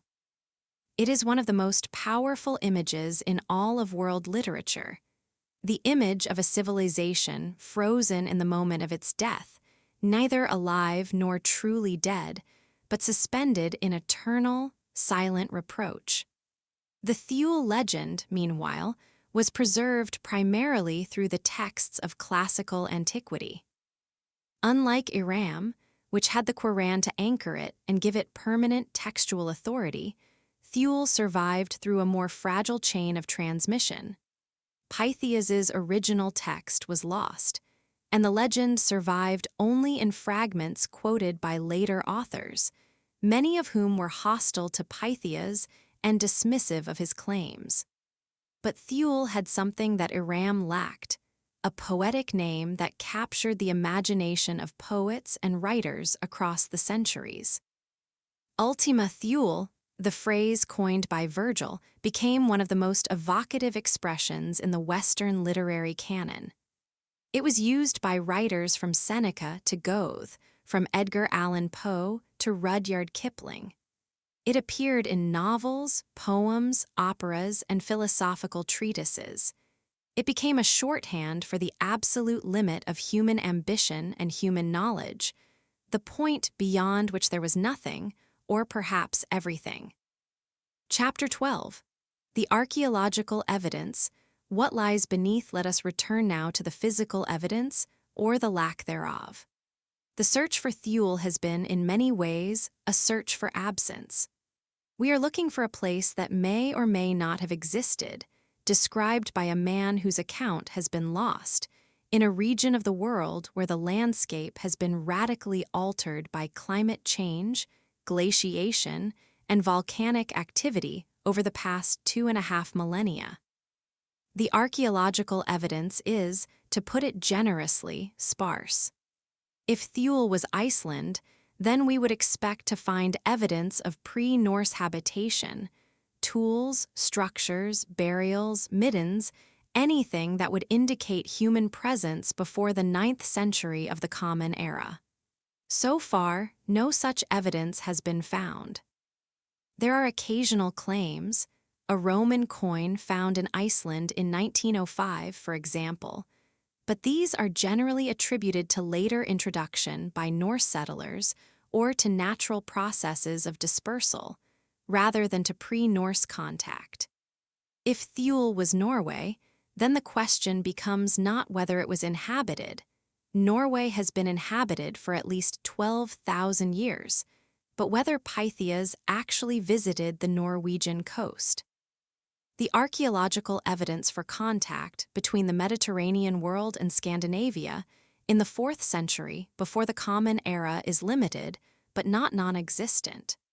Greek and Roman artifacts have been found in Scandinavia, and Scandinavian amber was traded throughout the Mediterranean. But these trade connections do not necessarily imply direct contact. The goods could have passed through many intermediary hands. If Thule was the Faroe Islands, the evidence is similarly ambiguous. There are claims of pre-Norse remains, including grains of barley that have been radiocarbon dated to the 4th or 5th century of the Common Era. But these claims are contested, and even if they are accepted, they date to several centuries after Pytheas's voyage. The truth is that the archaeological evidence for Thule, in any of its proposed locations, is inconclusive. We cannot prove that Pytheas visited any specific northern island, and we cannot prove that he did not. The silence of the archaeological record is not evidence of absence. It merely reflects the difficulty of finding small, ephemeral human settlements in remote, harsh environments where preservation conditions are poor, and where subsequent occupation may have destroyed or obscured earlier remains. The situation with Iram is somewhat more promising, though no less controversial. The site at Shisr in Oman, identified by Clapp and Zarins as Iram, has been extensively excavated since the early 1990s. The excavations have revealed a substantial fortified settlement, built around a natural spring that provided water for caravans crossing the desert. The settlement has multiple layers of occupation, spanning roughly 3,000 years. It includes fortification walls, towers, storage rooms, and a large courtyard. Artifacts found at the site include pottery from Mesopotamia, Rome, and the Indus Valley, indicating that the settlement was connected to a vast trading network. The most dramatic feature of the site is the collapse. At some point in the settlement's history, the exact date is debated, but it may have been around the 4th or 5th century of the Common Era. The underlying limestone bedrock, which was riddled with natural caverns and sinkholes, gave way beneath the weight of the settlement. The central portion of the site collapsed into a massive sinkhole, destroying the core of the settlement and rendering it uninhabitable. This collapse, a sudden, dramatic, and irreversible catastrophe, provides a plausible real-world basis for the legend of Iram's destruction. But the identification of Shisr with Iram remains controversial. Many scholars argue that the site is too small and too modest to match the descriptions in the Islamic literature. The settlement at Shisr was an important waypoint on the incense trade route, but it was not a great city. It had no golden pillars, no crystal palaces, no gardens of paradise. It was a desert fort, important, certainly, but not magnificent. Other scholars counter that the descriptions of Iram in the Islamic literature are legendary embellishments of a historical kernel. The real Iram was a prosperous trading settlement that was destroyed by a dramatic natural disaster. And over the centuries, the memory of this disaster was embellished and transformed by storytellers until it became the magnificent city of legend. This process of legendary amplification is well attested in other cultures. The historical city of Troy, for example, was a modest Bronze Age settlement that was transformed by Homer into the magnificent city of Priam, with its towering walls and golden palaces. The debate is unlikely to be resolved anytime soon. The Rub al-Khali is one of the least explored regions on Earth, and vast areas of it have never been systematically surveyed. It is entirely possible, indeed, it is probable that there are other archaeological sites buried beneath the sands that have not yet been discovered. Some of these sites may be larger and more impressive than Shisr. Some of them may be the real Iram, or at least a better candidate for the historical kernel of the legend. Chapter 13. Climate and Catastrophe Both the Thule and Iram legends are, at their core, stories about the relationship between civilization and climate. Both describe civilizations that existed at the margins of habitability, in the frozen north and the burning desert, and both describe the destruction of those civilizations by environmental forces. This is not coincidence. The history of human civilization is, in large part, a history of humanity's struggle with climate. Civilizations rise during periods of favorable climate, when rainfall is adequate, temperatures are moderate, and the land is productive. They fall when the climate turns against them, when droughts dry up their water supplies, when cold snaps shorten their growing seasons, when storms and floods destroy their infrastructure. The ancient world was particularly vulnerable to climate fluctuations because it lacked the technological buffers that modern societies possess. There were no irrigation pumps, no desalination plants, no heated greenhouses, no global food distribution networks. When the rains failed, the crops died. When the crops died, the people starved. And when the people starved, the civilization collapsed. The destruction of Iram can be understood in this context. The people of Ad, whoever they were, built their civilization during a period of relatively favorable climate, when the southern Arabian peninsula received enough rainfall to support agriculture and to maintain the water sources along the incense trade route. When the climate shifted, as it did repeatedly during the Holocene, the rains failed, the wells dried up, the caravan routes became impassable, and the cities that depended on them were abandoned. The furious wind, described in the Quran, may be a folk memory of the sandstorms that buried the abandoned settlements, or it may describe a specific weather event, a catastrophic dust storm of the kind that still occurs occasionally in the region, capable of reducing visibility to zero and depositing meters of sand in a matter of hours. The destruction of Thule, or rather, the disappearance of Thule from the historical record, can also be understood in climatic terms. The period following Pytheas's voyage saw significant climate fluctuations in the North Atlantic region. The Roman warm period, which lasted from roughly 250 before the Common Era to 400 of the Common Era, was followed by a cold period that saw the expansion of sea ice, the shortening of growing seasons, and the increased difficulty of navigation in northern waters.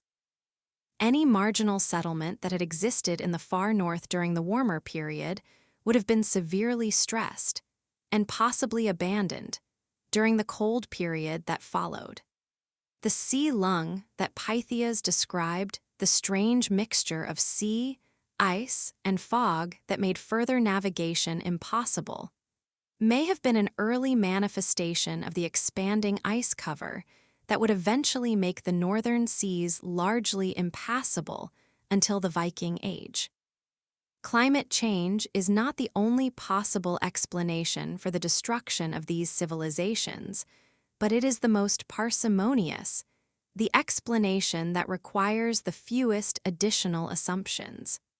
Civilizations at the margins of habitability are inherently fragile. A small shift in temperature or rainfall, a shift that would be barely noticeable in a more temperate region, can be catastrophic at the extremes. The difference between survival and extinction in the frozen north or the burning desert is measured in inches of rainfall and degrees of temperature. This is a lesson that has profound relevance for our own time as we confront the reality of human-caused climate change. The legends of Thule and Iram remind us that climate is not a backdrop to human history. It is a protagonist, as powerful and as unpredictable as any king or conqueror. When the climate changes, civilizations fall. This has happened before. It will happen again. Chapter 14. The literary afterlife, both Thule and Iram have enjoyed rich afterlives in literature, art, and popular culture, afterlives that have often transformed their original meanings in surprising and sometimes disturbing ways. Iram, as we have noted, appears in the Arabian Nights, where it is presented as a perfectly preserved ghost city, a place of wonder and horror, beauty and death. This image was taken up by the great Arabic poets and by Western writers who encountered the Iram legend through translations of Arabic literature. The English writer H.P. Lovecraft, the master of cosmic horror fiction, was deeply influenced by the Iram legend. In his most famous work, The Call of Cthulhu and the broader Cthulhu mythos, Lovecraft imagined ancient cities built by inhuman civilizations, cities of impossible architecture, buried beneath sand or sea, inhabited by sleeping gods waiting to be awakened. The influence of the Iram legend is unmistakable. Lovecraft's imaginary, nameless city, described in his 1921 story of the same name, is essentially an Iram transposed to the realm of cosmic horror. A ruined city in the Arabian desert, built by a prehuman civilization, discovered by a lone explorer who descends into its subterranean depths and encounters horrors beyond human comprehension. Lovecraft's Necronomicon, the fictional book of forbidden knowledge that appears in many of his stories, is attributed to the mad Arab Abdul-Alhazred, a character who, according to Lovecraft's fictional biography, spent years wandering the deserts of Arabia and discovered the ruins of Iram and other lost cities. The connection between Iram and the Necronomicon is explicit in Lovecraft's work. The discovery of the lost city is the beginning of the forbidden knowledge that drives men mad. The poet Edgar Allan Poe also invoked the Iram legend, most notably in his poem, The City in the Sea, which describes a sunken city of towers and temples ruled by death, where the good and the bad and the worst and the best have gone to their eternal rest. Poe's city is not specifically identified as Iram, but the imagery, the towers, the temples, the silent grandeur, the sense of a civilization frozen in the moment of its extinction, clearly draws on the same tradition. Thule, meanwhile, has had an even more extensive literary afterlife, though not always a benign one. In the early modern period, the idea of Thule was revived by explorers and geographers who were pushing the boundaries of the known world northward. The name Thule was applied to various northern lands, to Iceland, to Greenland, to the Shetland Islands, to Scandinavia in general. It became a shorthand for the North, for the Arctic, for the vast, cold, mysterious regions that European explorers were only beginning to penetrate. The Romantic poets of the late 18th and early 19th centuries embraced Thule as a symbol of the sublime, the overwhelming, terrifying beauty of nature in its most extreme forms. The idea of a land beyond the edge of the world, where the normal rules of nature broke down, was deeply appealing to the Romantic sensibility, which valued emotion, imagination, and the individual's confrontation with the infinite. Goethe, the greatest of the German Romantic writers, wrote a famous poem called The King in Thule, a ballad about a king who lives at the edge of the world, drinking from a golden cup given to him by his dying beloved. The poem is a meditation on love, loss, and the passage of time, set against the backdrop of Thule's bleak, windswept landscape. It became one of the most famous poems in the German language and was set to music by Schubert, Berlioz, Liszt, and many others. But the Romantic appropriation of Thule also had a darker side. The idea of a pure, wise civilization in the far north, the idea inherited from the Hyperborean tradition, was picked up by racial theorists in the 19th century and transformed into something very different from what Pytheas or Virgil had intended. The idea of a northern homeland of a superior race, an Aryan homeland, became central to the pseudo-scientific theories of racial hierarchy that flourished in Europe in the late 19th and early 20th centuries. Writers like Helena Blavatsky, the founder of Theosophy, incorporated the Thule legend into an elaborate cosmological framework in which the history of humanity was divided into a series of root races, each one associated with a specific geographical homeland. The Nordic, or Aryan race, in Blavatsky's scheme, was descended from the inhabitants of a lost northern continent that she identified with both Hyperborea and Thule. These ideas were taken up and radicalized by German occultists and nationalists in the early 20th century. The Thule Society, founded in Munich in 1918, was a secret organization dedicated to the promotion of German nationalism, anti-Semitism, and the occult belief in a lost Aryan homeland in the north. The society's name was a deliberate invocation of the ancient legend.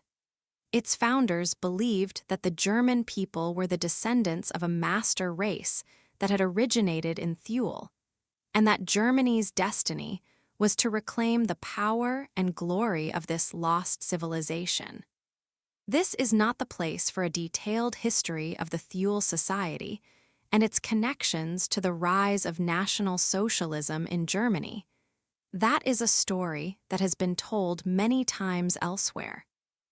But it is important to note that the legend of Thule, which began as a Greek explorer's report of a remote northern island, was transformed over the centuries into one of the most toxic ideological constructs in human history.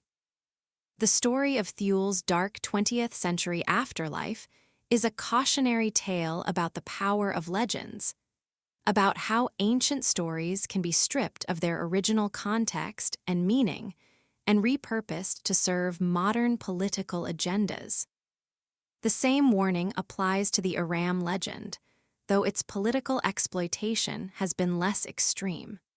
The story of a proud civilization destroyed by divine punishment has been used by religious authorities in many traditions as a tool of social control, a warning to the faithful that disobedience to gods will lead to total annihilation.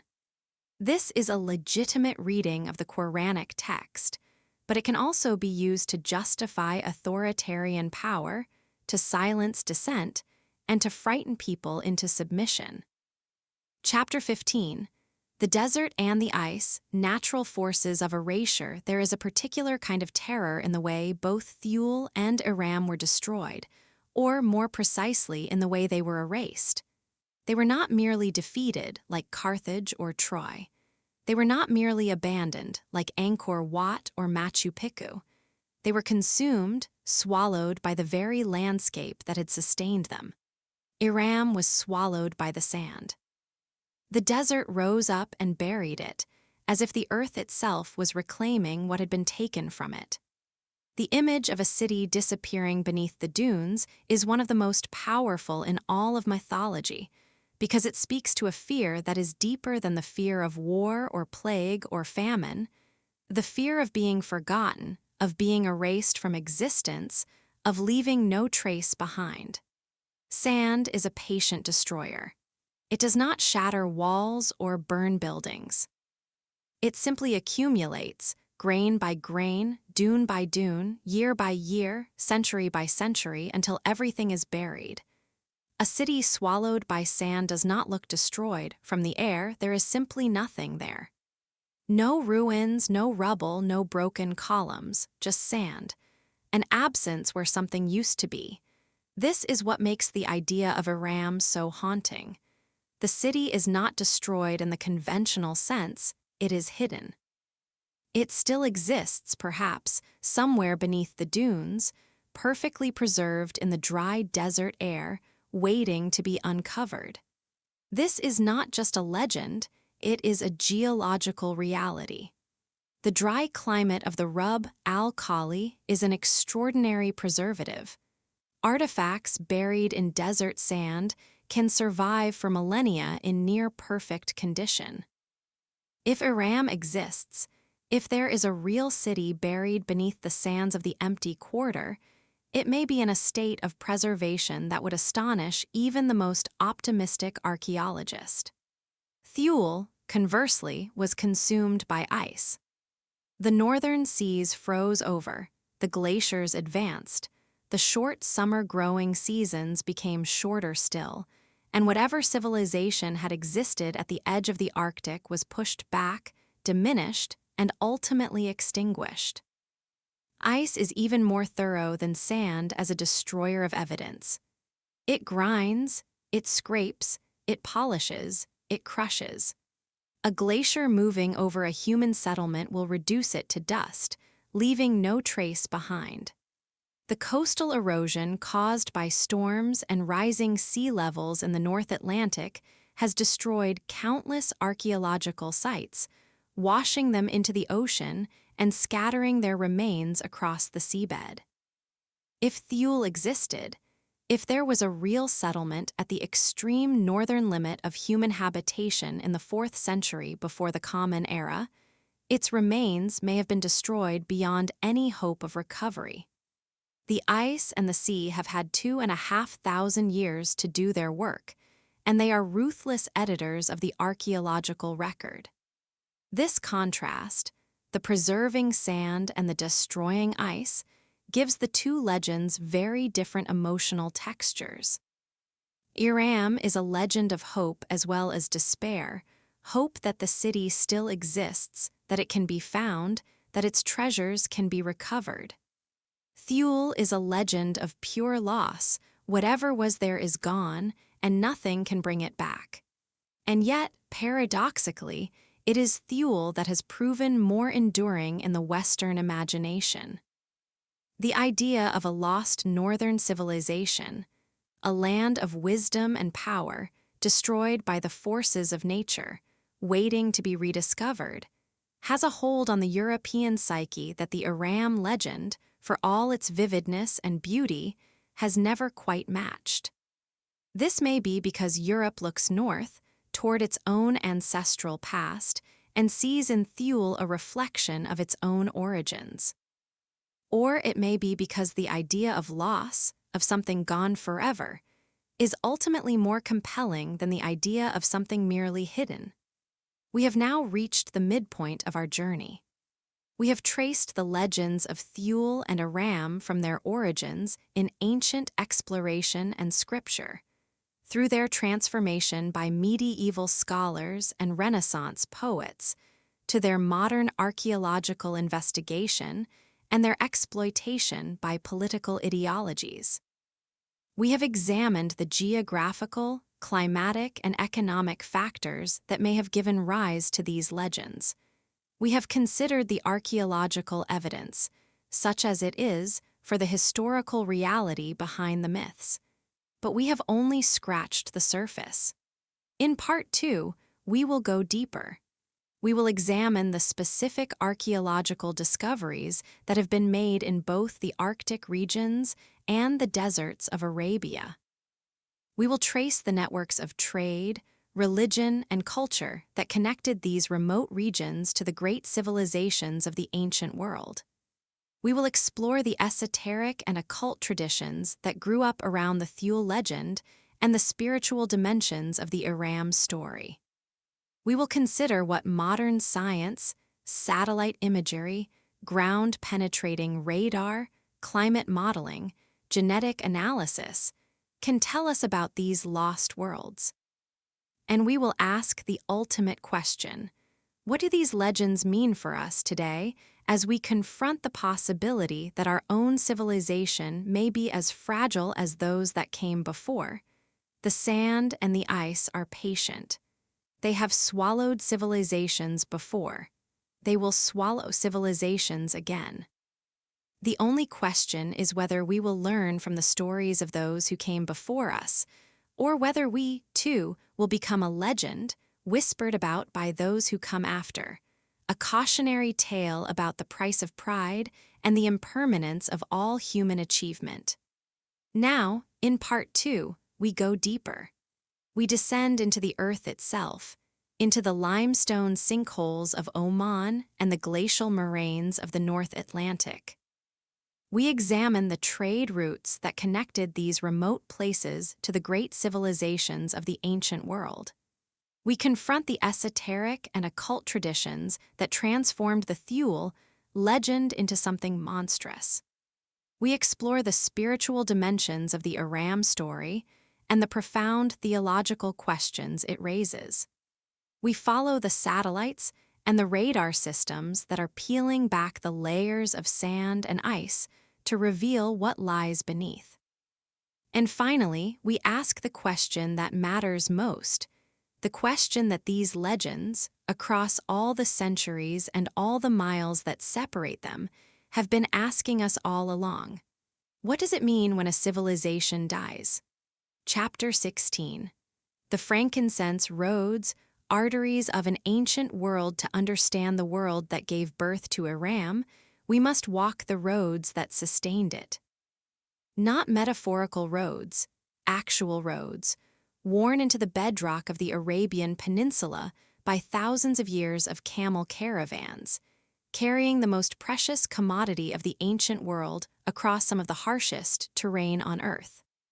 The frankincense roads were not a single route but a network, a web of paths and tracks that connected the frankincense-producing regions of southern Oman and eastern Yemen to the markets of the Mediterranean, Mesopotamia, and beyond.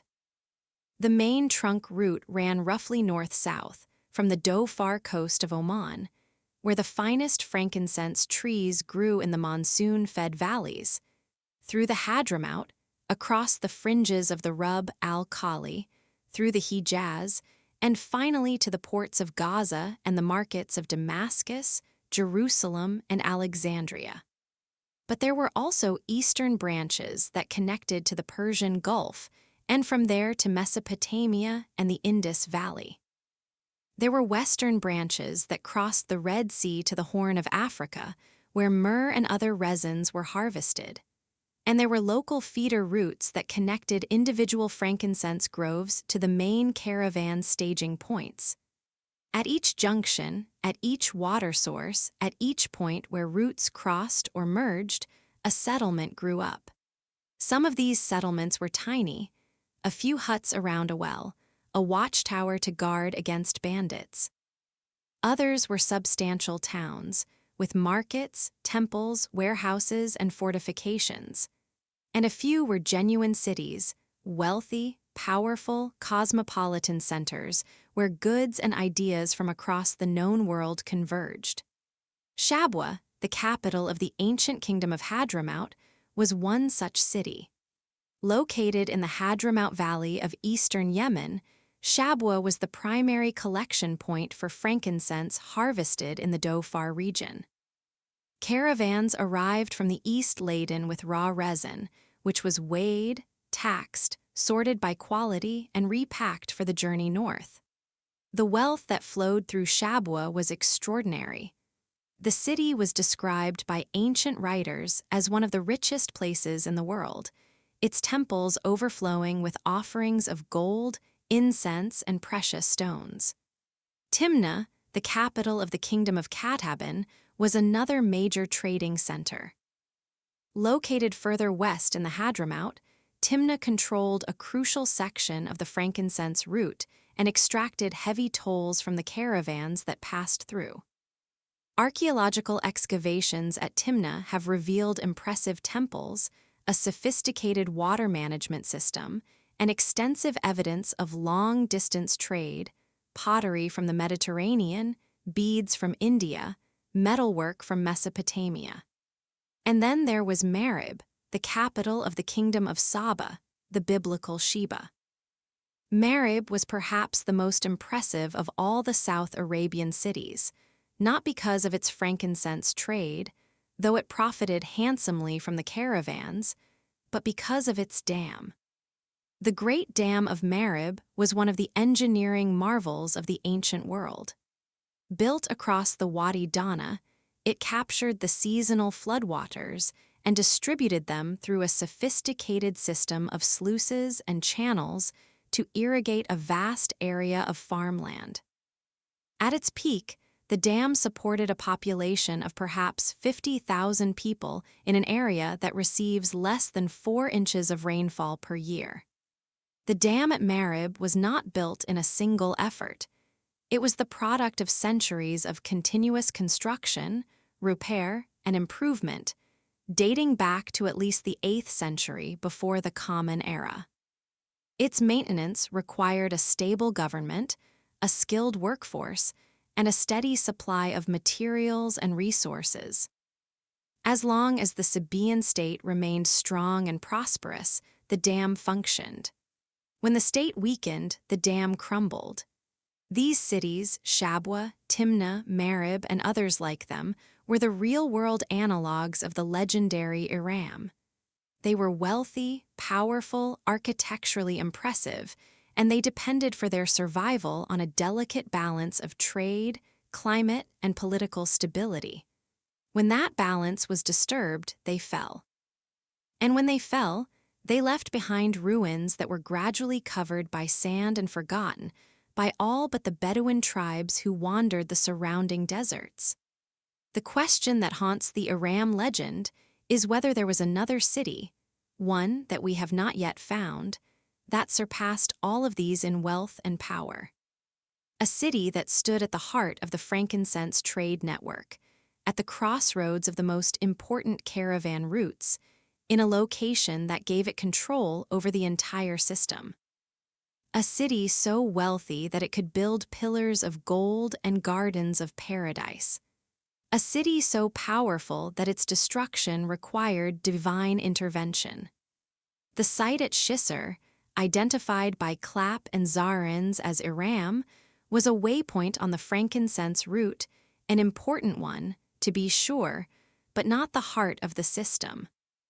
If the real Iram was the center of the network, then it may lie elsewhere, perhaps in an area that has not yet been explored, perhaps buried so deeply that it has escaped detection even by satellite radar. The Rub al-Khali remains one of the last great unexplored frontiers on Earth. Its sands are deep, its climate is merciless, and its remoteness makes sustained archaeological fieldwork almost impossibly difficult. But every year, new technologies expand the reach of archaeological exploration. Ground-penetrating radar, LIDAR, satellite multispectral imaging, and other remote sensing technologies are slowly peeling back the layers of sand and revealing the hidden landscape beneath. If Iram is there, we will find it. The only question is when. Chapter 17. The Amber ROADS, THULES connection to the south, just as Iram was connected to the Mediterranean world by the frankincense roads, Thule, wherever it was connected to the civilizations of the south by another ancient trade network, the Amber Roads. Amber, fossilized tree resin, millions of years old, washed up on the shores of the Baltic Sea and the North Sea, was one of the most prized luxury goods in the ancient world. Its warm, golden color, its ability to be carved and polished, its strange property of attracting small objects when rubbed, which the Greeks called electron, giving us our word electricity. All of these made amber a material of mystery and desire. Amber was traded across enormous distances. Pieces of Baltic amber have been found in Egyptian tombs dating to the 2nd millennium before the Common Era. Mycenaean graves in Greece contained amber necklaces made from Baltic material. The Phoenicians, the greatest traders of the ancient world, dealt in amber alongside their more famous commodities of purple dye and cedarwood. And the Romans were positively obsessed with amber. They used it for jewelry, for decorative objects, for medicine, and even for burning as incense. The amber trade routes ran from the Baltic coast southward through the European continent to the Mediterranean. The main route followed the river systems, the Vistula, the Oder, the Elbe, the Danube, through the forests and plains of northern Europe to the trading cities of the Mediterranean coast. Along these routes, just as along the frankincense roads of Arabia, a string of settlements and trading posts grew up, each one profiting from the passage of goods. Pytheas's voyage to Thule was, in part, an exploration of the northern end of this trade network. The tin mines of Cornwall, which he visited on his way north, were another node in the same system. Tin was essential for making bronze, and the British Isles were one of the primary sources. By sailing north beyond Britain, Pytheas was pushing toward the ultimate source, the far northern lands where amber was collected on the beaches and where other exotic goods, furs, walrus ivory, narwhal tusks, could be obtained. This commercial dimension of Pytheas's voyage is often overlooked in discussions that focus on the mythical aspects of Thule, but it is crucial for understanding why Pytheas made the journey and what he found when he arrived. Thule, whatever it was not an isolated place. It was connected, however tenuously, to the great commercial networks of the ancient world. Goods flowed between the far north and the Mediterranean, and with those goods flowed information, ideas, and cultural influences.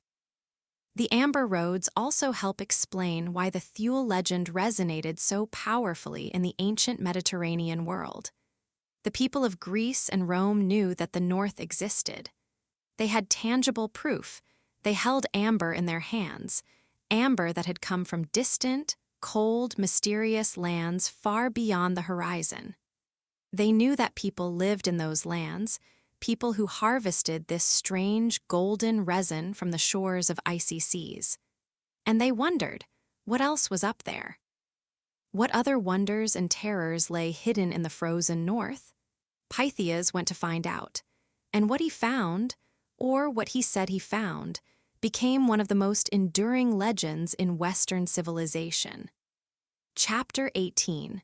The Theology of Destruction. Iram in Islamic thought the destruction of Iram is not merely a historical event in Islamic tradition. It is a theological statement, a declaration about the nature of God, the nature of human pride, and the consequences of defying divine authority. To understand this fully, we need to examine the Quranic account in its theological context. The Quran presents history as a series of cycles. In each cycle, God sends a prophet to a people, calling them to worship the one God and to live in accordance with his law. The people reject the prophet, persist in their sinful ways, and are destroyed. This pattern repeats itself throughout the Quran, with the people of Noah who were destroyed by the flood, with the people of Lot who were destroyed by fire and brimstone, with the people of Pharaoh who were drowned in the Red Sea, and with the people of Ad who were destroyed by the wind. Each of these stories serves the same theological purpose: to demonstrate that God's power is absolute, that human power is illusory, and that disobedience to God's will leads inevitably to destruction. The people of Ad are not unique in this regard. They are one example among many of the same fundamental lesson. But the story of Ad and Iram carries a specific emphasis that distinguishes it from the other destruction narratives. The sin of the people of Ad is not merely idolatry or sexual immorality. It is the sin of building. They are condemned not just for what they believed or how they behaved, but for what they constructed. Their pillars, those famous, towering pillars, are presented as monuments to their arrogance, physical embodiments of their refusal to acknowledge any power greater than their own. This is a profound theological point. It suggests that there is a form of building, a form of construction, of material achievement, that constitutes a direct challenge to God. When Shaddad ibn Ad set out to build a paradise on earth, he was not merely engaging in an ambitious construction project. He was attempting to replicate, to rival the paradise that God had reserved for the righteous in the afterlife. He was saying, in effect, I do not need God's paradise. I will build my own. This is the ultimate act of hubris in the Islamic worldview, the attempt to usurp God's role as creator, to make oneself equal to the divine. And the punishment is correspondingly absolute. God does not merely defeat the people of Ad, he erases them. Their city is not conquered or occupied by another power. It is obliterated, buried, removed from the face of the earth as if it had never existed. The theological implications of this story extend far beyond the specific case of Ad and Iram. They raise fundamental questions about the relationship between human achievement and divine will. Is all human building a form of hubris? Is every great city, every monumental structure, every feat of engineering an implicit challenge to God? Or is there a line, a boundary between legitimate human achievement and sinful overreaching? And if so, where does that line fall? Islamic scholars have debated these questions for centuries. The mainstream position, articulated by scholars like al-Ghazali and Ibn Taymiyyah, is that human building and achievement are permissible, even praiseworthy, as long as they are undertaken in a spirit of humility and gratitude toward God. The sin of the people of Ad was not that they built a great city, it was that they built it as a substitute for God, as a monument to their own power rather than as a testament to God's generosity. The problem was not the pillars themselves, it was the intention behind them. This distinction between building as worship and building as defiance has had profound implications for Islamic architecture and urban planning. The great mosques of the Islamic world, the Dome of the Rock in Jerusalem, the Alhambra in Granada, the Sultan Ahmed Mosque in Istanbul, the Shah Mosque in Isfahan, are all structures of extraordinary beauty and technical sophistication.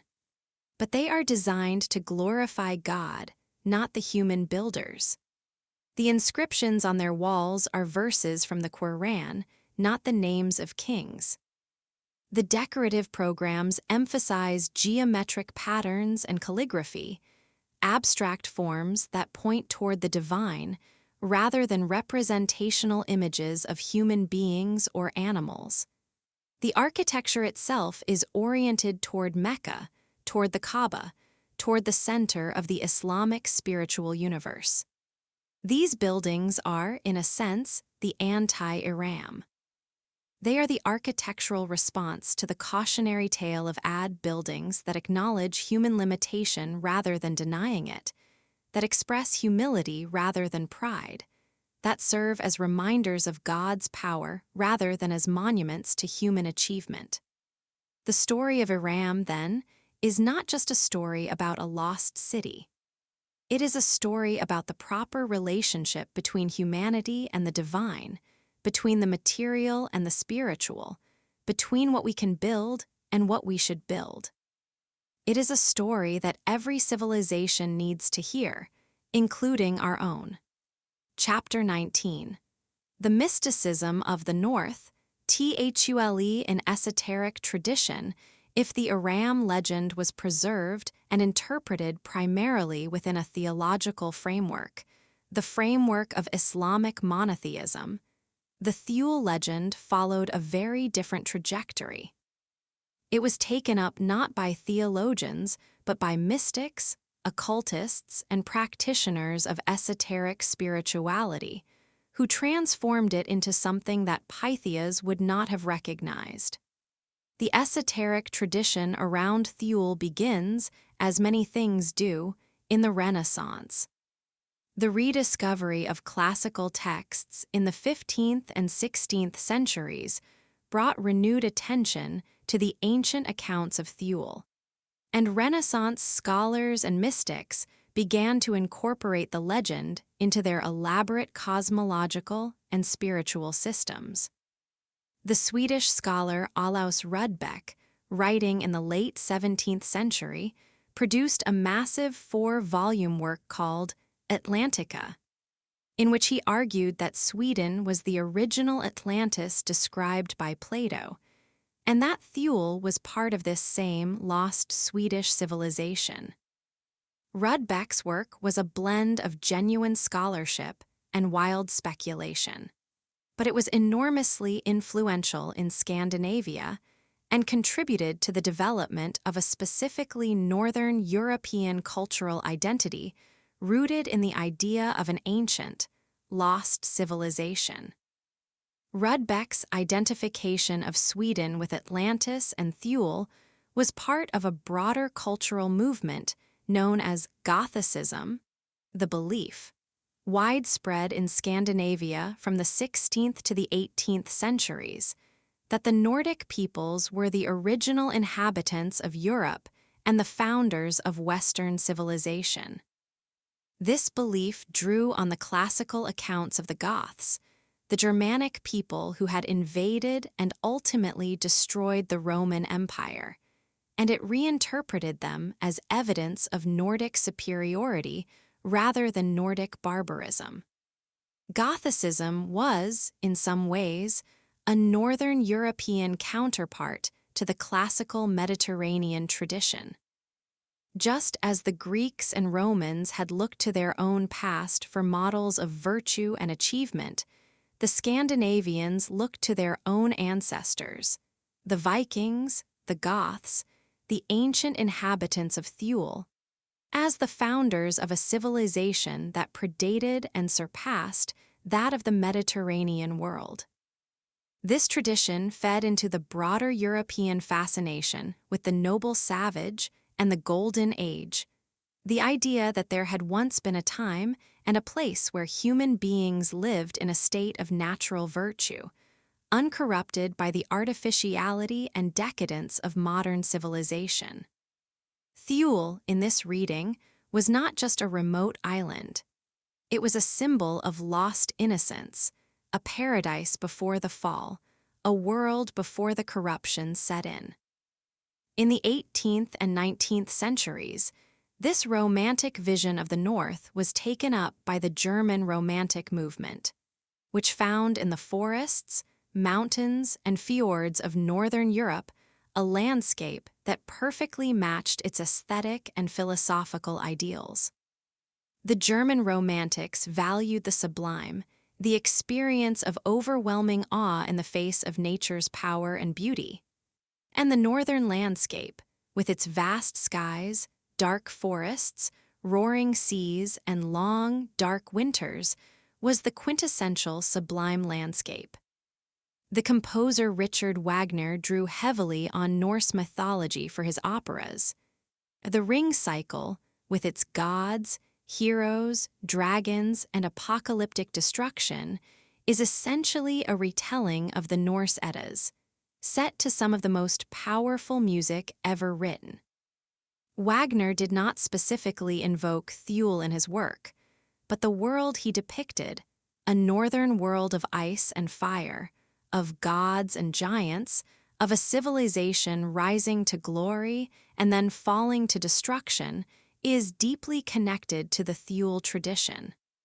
It was in the late 19th century, however, that the Thule legend took its darkest turn.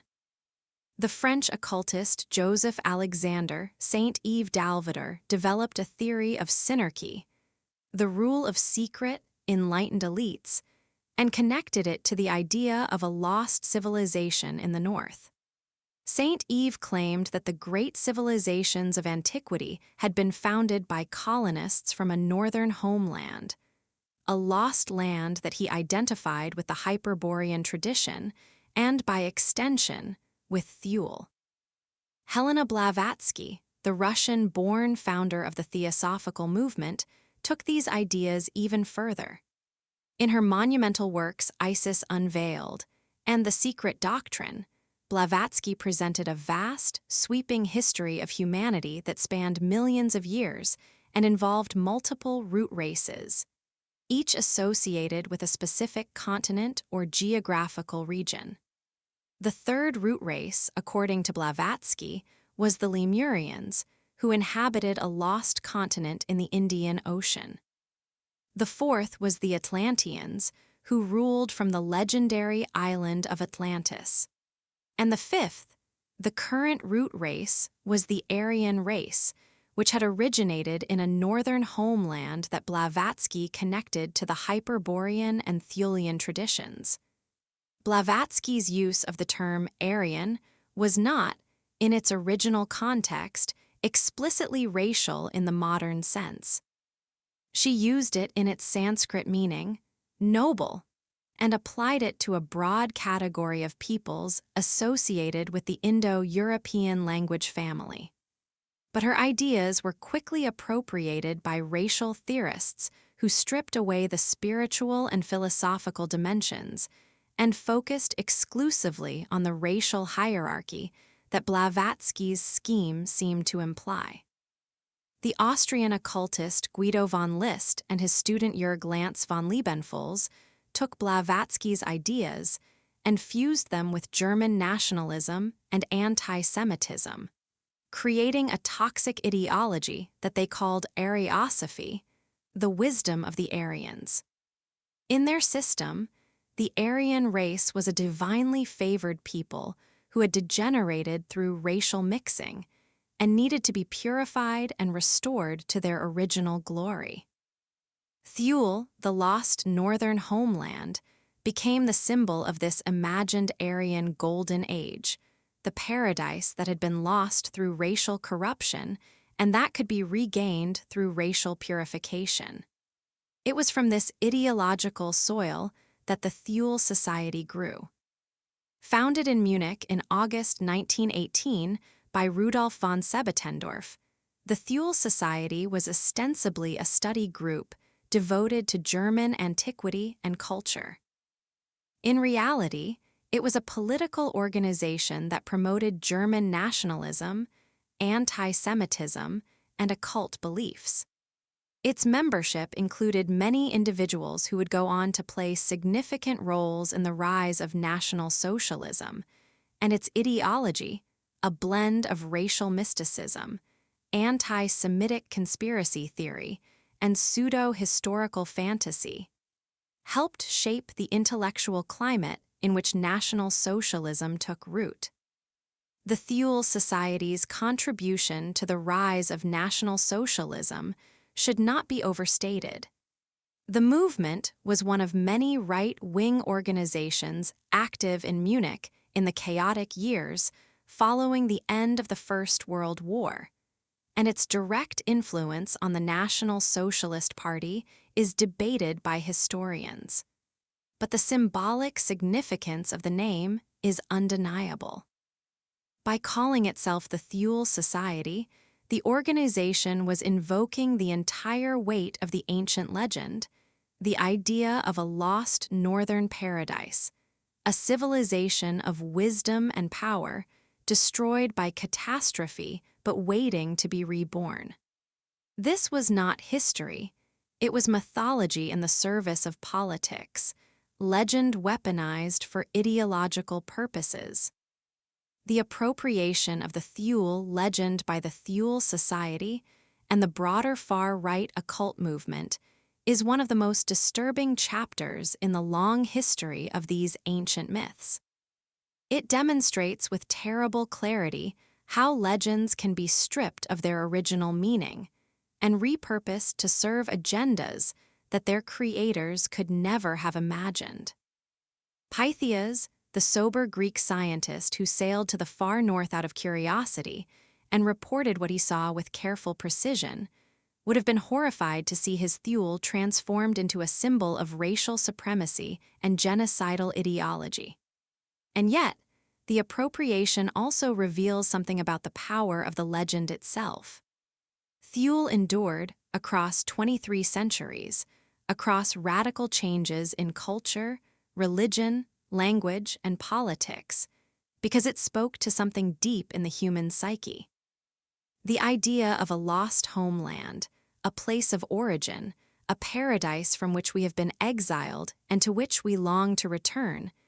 This is one of the most fundamental structures of human thought.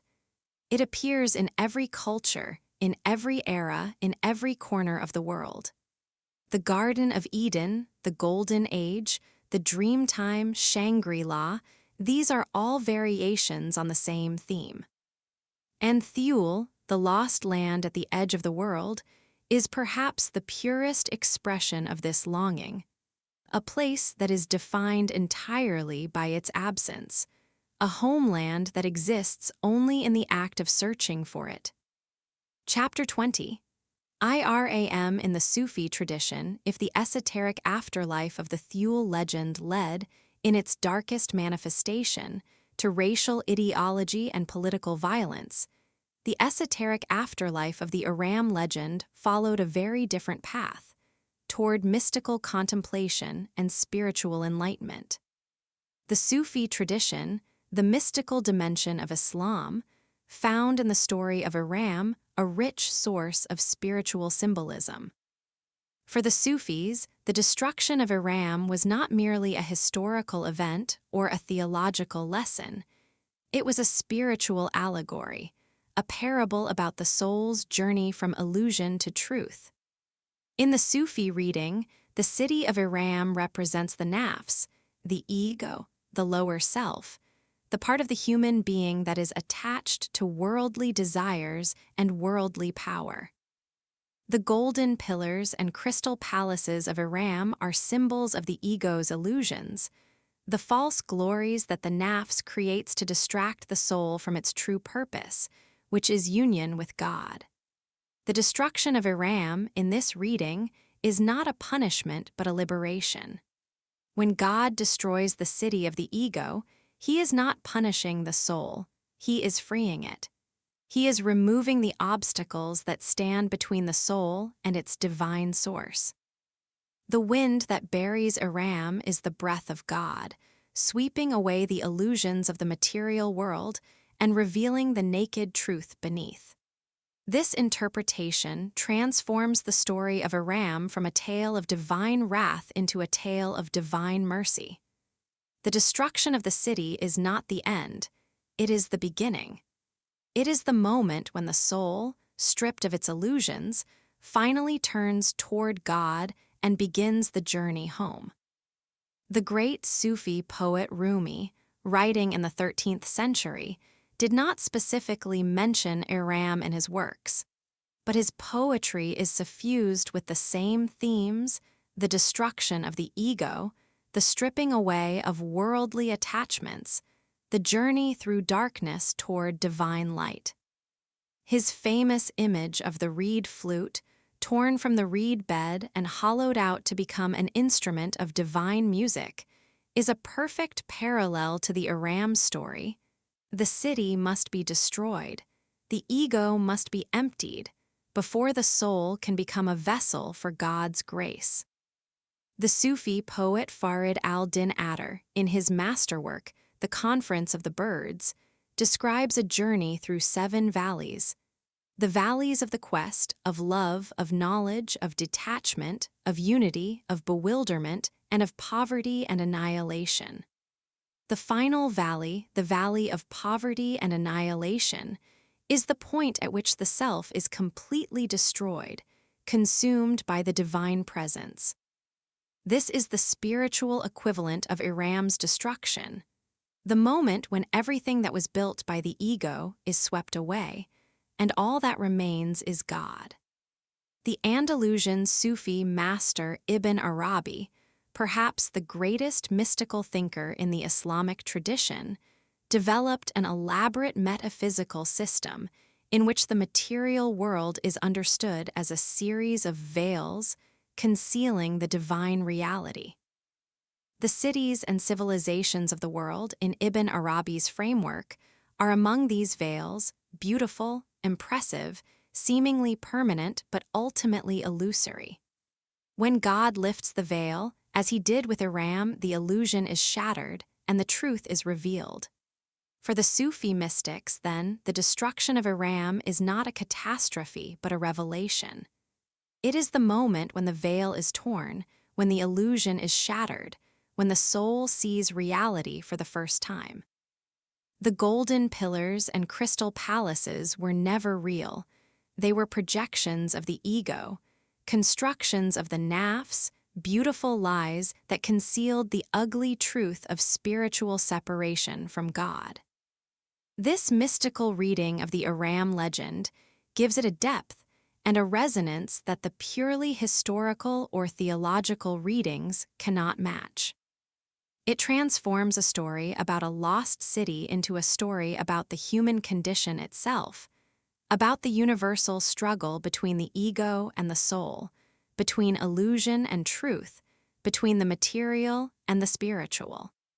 It makes Iram not just a place that once existed in the Arabian desert, but a place that exists in every human heart, a city of illusions that must be destroyed before the soul can be free.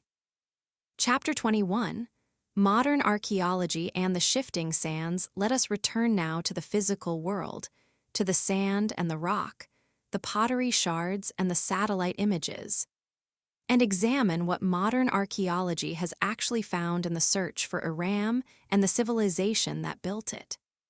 The excavations at Shisr, conducted since the early 1990s, have yielded a significant body of evidence about the ancient settlement and its role in the frankincense trade network.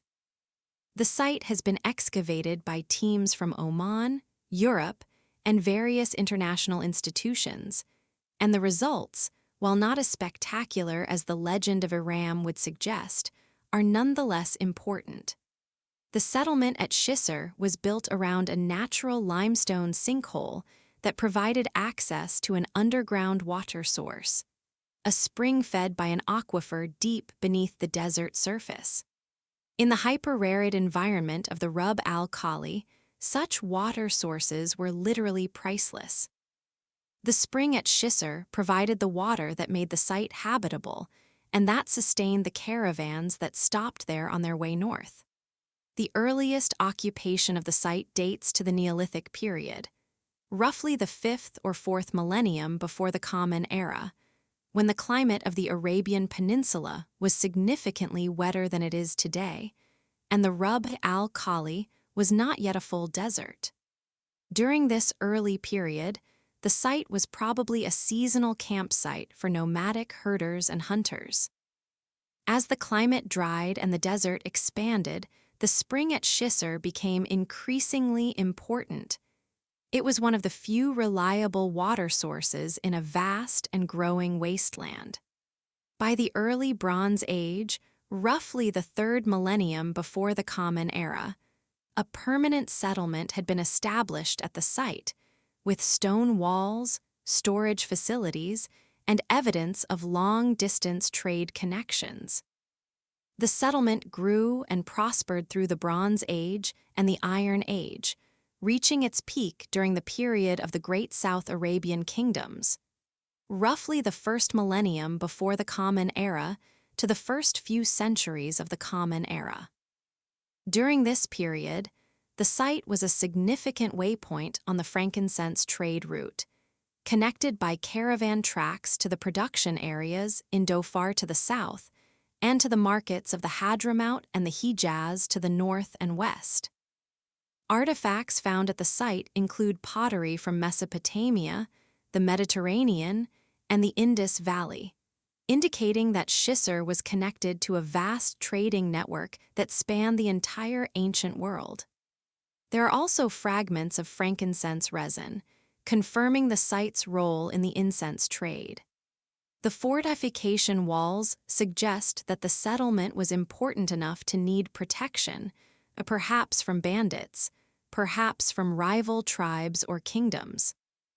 The most dramatic event in the site's history was the collapse of the central area into the underlying sinkhole. This collapse appears to have occurred sometime between the 3rd and 6th centuries of the Common Era, though the exact date is difficult to determine. The collapse was caused by the gradual dissolution of the limestone bedrock by the spring water, which created underground cavities that eventually became too large to support the weight of the structures above. When the roof of the largest cavity gave way, the center of the settlement, including the main fortification and several surrounding buildings, dropped into the resulting hole. This collapse was sudden, catastrophic, and irreversible. The settlement could not be rebuilt. The spring that had sustained it was now at the bottom of a deep sinkhole, accessible only with great difficulty. The survivors, if there were any, would have been forced to abandon the site and seek water elsewhere. The collapse of the settlement into a sinkhole provides a strikingly plausible real-world explanation for the legend of Iram's destruction. The Quranic account says that God made the earth swallow them, and this is, in a very literal sense, what happened at Shisr. The earth opened up and swallowed the settlement, destroying it in an instant and rendering it uninhabitable. But the modesty of the site continues to trouble scholars who want to identify it with the magnificent Iram of the legends. The settlement at Shisr was important, but it was not a great city. It did not have golden pillars or crystal palaces or gardens of paradise. It was a desert fort, a way station, a water stop, a place where camels were watered and caravans resupplied. This discrepancy between legend and reality is not unusual in archaeology. The Troy that Heinrich Schliemann excavated in the 19th century was not the magnificent city of Homer's Iliad. It was a modest hilltop settlement, impressive by Bronze Age standards, but nowhere near the splendor that Homer described. The historical King Arthur, if he existed, was probably a minor Romano-British warlord, not the magnificent King of Camelot depicted in medieval romances. The process of legendary amplification, the gradual embellishment of a historical kernel by successive generations of storytellers, can transform a modest reality into a magnificent legend, given enough time and enough imagination. The question is whether the historical kernel of the Iram legend is the settlement at Shisr, or whether it is something else, something larger, something still buried beneath the sands. And to that question, we do not yet have an answer. Chapter 22. The Arctic Frontier, Modern Exploration of the Far North. While archaeologists have been searching the deserts of Arabia for Iram, other researchers have been pushing into the far north in search of Thule, or at least in search of the historical reality behind the legend. The exploration of the Arctic regions has accelerated dramatically in recent decades, driven by a combination of scientific curiosity, geopolitical competition, and the sobering reality of climate change. As the Arctic ice retreats, melting at a rate that would have astonished Pytheas, new areas of land and seabed are being exposed for the first time in thousands of years. And some of these newly exposed areas are yielding archaeological surprises. In Greenland, the retreat of glaciers has uncovered evidence of Norse settlements that were abandoned during the Little Ice Age of the 14th and 15th centuries. These settlements, farms, churches, and storehouses were built by Norse colonists who arrived from Iceland in the late 10th century and maintained a continuous presence in Greenland for nearly 500 years before the worsening climate made their survival impossible. The Greenland Norse are a vivid example of a civilization destroyed by climate change, a people who pushed to the very limits of habitability and were eventually overwhelmed by forces they could not control. But the Norse were relative latecomers to the Arctic. Long before them, other peoples had inhabited the far northern regions. The Paleo-Eskimo cultures that spread across the Arctic from Siberia to Greenland over thousands of years, adapting to one of the harshest environments on Earth with remarkable ingenuity and resilience. The Dorset culture, the Sakak culture, the Independence Eye and II cultures. These are just some of the archaeological entities that have been identified in the Arctic, each one representing a distinct adaptation to the extreme northern environment. Could any of these cultures be connected to Pytheas' Thule? The timing is right. The Dorset culture, for example, flourished from roughly 500 before the Common Era to 1500 of the Common Era, overlapping with the period of Pytheas' voyage. The Dorset people inhabited Greenland, Arctic Canada, and possibly some of the North Atlantic islands. They were skilled hunters and craftspeople who created beautiful carved objects from bone, ivory, and stone. They built semi-subterranean houses to protect themselves from the cold and traveled across the sea ice in pursuit of seals, walrus, and polar bears. But there is no evidence that the Dorset people had contact with the Mediterranean world, and their culture, while impressive in its adaptation to the Arctic environment, does not match Pytheas' description of Thule's inhabitants as farmers who grew grain and kept bees. The Dorset people were hunters and gatherers, not farmers. Their subsistence was based on marine mammals, caribou, fish, and seabirds, not on agriculture. If Thule was a place where people grew grain and kept bees, then it was probably in a more temperate location. Somewhere in Scandinavia, perhaps, or in the Faroe Islands, or in a part of the North Atlantic that experienced a milder climate in the 4th century before the Common Era than it does today. Climate reconstructions suggest that the centuries surrounding Pytheas' voyage were relatively warm in the North Atlantic, with temperatures perhaps 1 to 2 degrees Celsius higher than the modern average. This warming would have extended the range of agriculture northward, making it possible to grow grain in areas where it cannot be grown today. The Faroe Islands are an interesting case in point. Modern climate reconstructions suggest that the Faroes experienced a period of relative warmth during the first millennium before the Common Era, with conditions that might have supported limited agriculture, at least barley cultivation and perhaps some animal husbandry.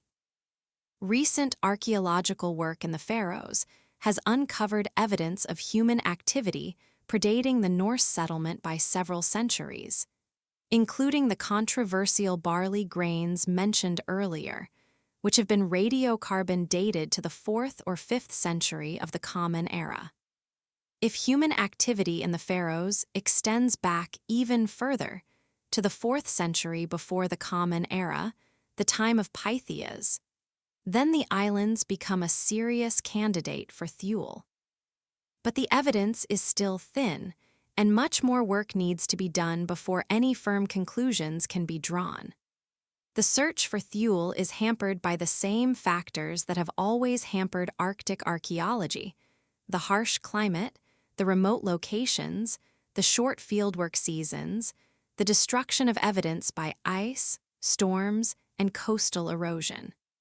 But it is also energized by new technologies and new methodologies that are transforming what is possible in the field.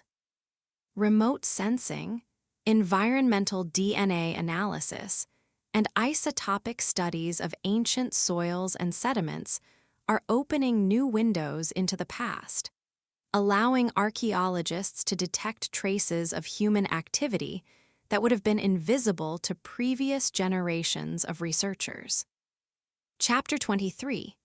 The Desert Remembers Oral Traditions of the Bedouin while scholars debate the location of Iram in academic journals, and at conference podiums, the Bedouin tribes of southern Arabia have their own traditions about the lost city, traditions that have been passed down orally for generations, and that may preserve genuine historical information.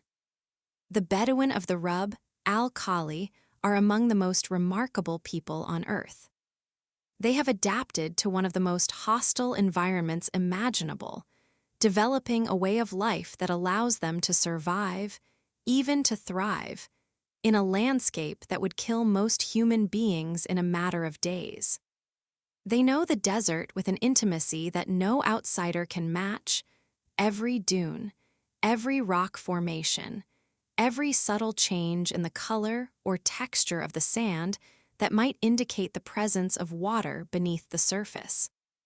European explorers who crossed the Rub al-Khali in the 20th century, Thomas, Philby, Thesiger, all relied heavily on Bedouin guides, and all recorded the stories that their guides told about the lost city in the desert.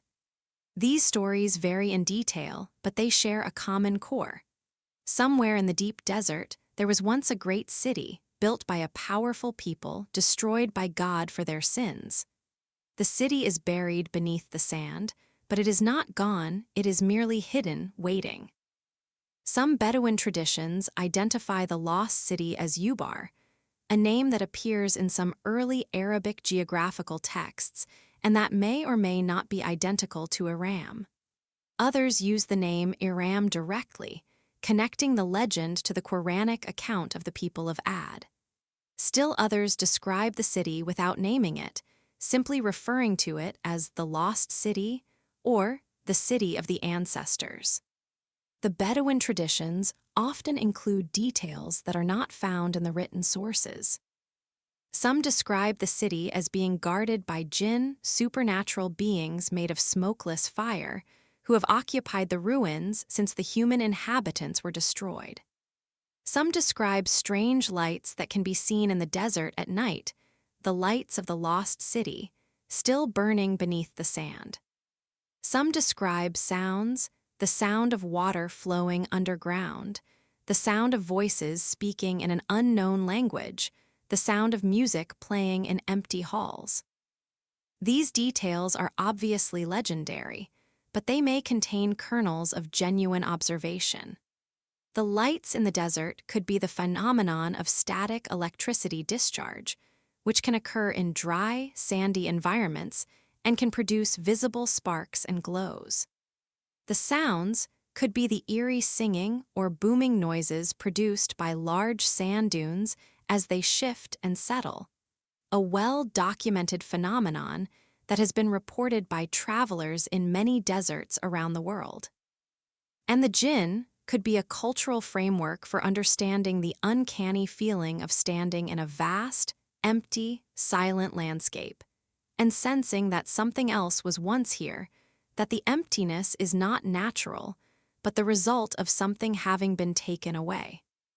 The Bedouin traditions are not scientific evidence, but they are not worthless either. They represent centuries of accumulated observation and experience by the people who know the desert best. They may preserve genuine information about the location and nature of archaeological sites that have not yet been discovered by modern researchers. And they remind us that the search for Iram is not just a Western academic project. It is a living tradition, rooted in the culture and the memory of the people who still call the desert home. Chapter 24. Satellite Eyes and Desert secrets the use of satellite technology in the search for Iram, pioneered by Nicholas Clapp in the 1980s, has continued to evolve and expand in the decades since. Modern satellite imagery and remote sensing techniques have transformed the archaeology of desert regions, making it possible to detect features that are invisible from the ground. The key technology is synthetic aperture radar, or SAR, a radar system carried by satellites or aircraft that can penetrate dry sand to a depth of several meters, revealing the underlying bedrock and any features carved into or built upon it. SAR was first used for archaeological purposes in the 1980s, when images from the Space Shuttle Challenger revealed ancient river channels beneath the Sahara Desert channels that had been buried by sand for thousands of years, and that were completely invisible from the surface. The application of SAR to the search for Iram produced the network of ancient caravan tracks that led Clap and Zarins to the site at Shisr. But SAR has its limitations. It works best in extremely dry environments where the sand contains very little moisture, and its depth of penetration is limited by the wavelength of the radar signal and the properties of the sand. In areas where the sand is deep, tens or hundreds of meters deep, SAR cannot reach the underlying surface. More recent technologies have expanded the toolkit available to desert archaeologists. Multispectral satellite imaging, which captures images in multiple wavelengths of light, including infrared and ultraviolet, can reveal subtle differences in soil composition and vegetation that may indicate the presence of buried structures. LIDAR, light detection and ranging, uses laser pulses to create detailed three-dimensional maps of the ground surface, even in areas covered by vegetation. These technologies have already produced remarkable results in other parts of the world. LIDAR surveys in the jungles of Central America have revealed vast networks of ancient Maya cities that were completely hidden beneath the forest canopy. Multispectral imaging has identified buried Roman roads and buildings in the British countryside. Ground-penetrating radar has mapped entire ancient cities without a single shovel being lifted. The application of these technologies to the Rub al-Khali is still in its early stages, but the potential is enormous. The desert is one of the best environments on Earth for remote sensing. The dry conditions minimize signal interference, the lack of vegetation eliminates canopy cover, and the flat terrain allows satellites to image large areas quickly and efficiently. If there are archaeological sites buried beneath the sands of the empty quarter, modern remote sensing technology will eventually find them. The challenge is not technological, but logistical. The Rub al-Khali is vast, roughly 650,000 square kilometers of sand desert, much of it virtually inaccessible by ground vehicle. Systematic survey of the entire area would require enormous resources and many years of sustained effort. And even when a promising site is identified from satellite imagery, ground truthing, the process of physically visiting the site and conducting excavations is extraordinarily difficult in such a remote and hostile environment. But the work is continuing. Teams from Oman, Saudi Arabia, the United Arab Emirates, and various international institutions are conducting ongoing surveys and excavations in the desert margins and in the more accessible parts of the Rub al-Khali. New sites are being discovered every year: settlements, burial grounds, rock art, ancient water management systems that are gradually filling in the picture of human habitation in this region over thousands of years.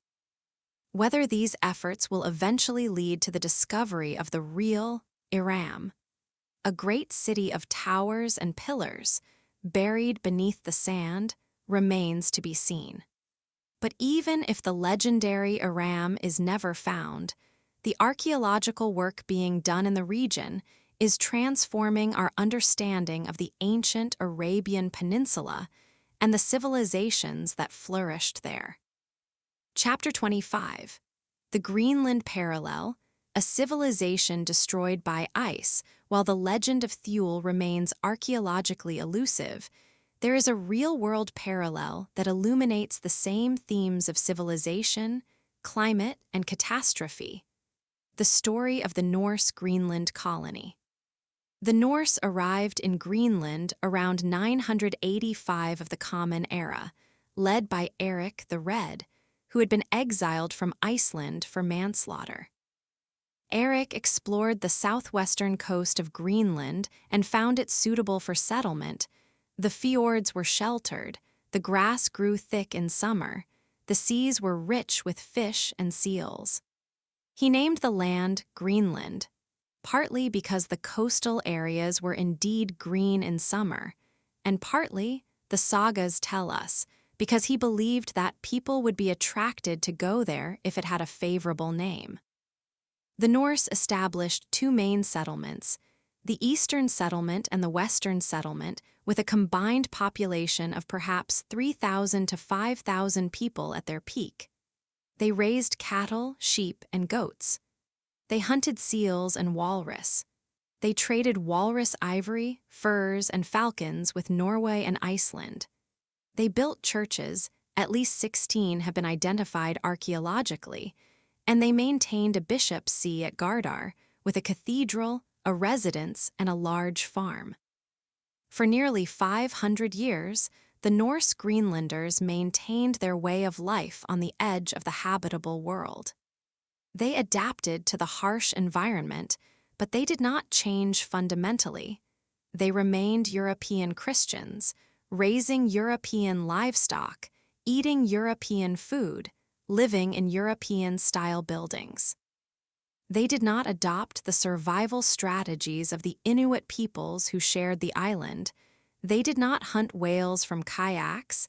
They did not build snow houses. They did not wear sealskin clothing. They clung to their European identity in a land that was not Europe, and this rigidity, ultimately, was their undoing. The climate began to change in the 13th century. The medieval warm period, which had made the Norse colonization possible, gave way to the Little Ice Age, a prolonged period of cooling that lasted from roughly 1300 to 1850. Temperatures dropped. Growing seasons shortened. Sea ice expanded, making navigation between Greenland and Iceland increasingly dangerous. The pastures that had sustained the Norse livestock shrank. The walrus populations that had provided the main export commodity declined, partly from overhunting and partly from competition with the Inuit. The Western settlement was abandoned first, sometime in the mid-14th century. The Eastern settlement held on longer, but by the mid-15th century, it too was gone. The last written record of the Norse Greenland colony dates to 1408, a letter describing a wedding at the church in Valsey. After that, silence.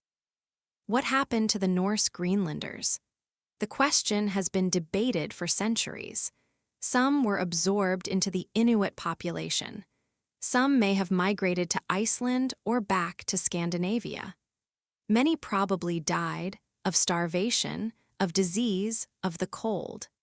The archaeological evidence suggests a gradual decline rather than a sudden catastrophe, a slow withering of a marginal civilization that could no longer sustain itself in the face of a deteriorating climate. The Norse Greenland colony is not Thule. It is too late, too well documented, too thoroughly excavated to qualify as a lost legend. But it is a vivid, historically documented example of exactly the kind of process that the Thule legend describes, a civilization at the edge of the habitable world, destroyed by climate change. It is Thule made real, Thule brought down from the realm of myth into the realm of verifiable history. And the lesson it teaches is the same lesson that the legend of Thule has always taught, that the edge of the world is a dangerous place, that human civilizations are fragile, and that the forces of nature, ice, cold, darkness, are ultimately more powerful than any human ambition. Chapter 26, Memory and Forgetting, How Civilizations Disappear. One of the most striking features of both the Thule and Iram legends is the completeness of the disappearance they describe. These are not stories of gradual decline, of slow decay, of cities crumbling over centuries. They are stories of sudden, total obliteration, civilizations that were there one moment and gone the next, erased so thoroughly that their very existence became a matter of debate. How does a civilization disappear so completely?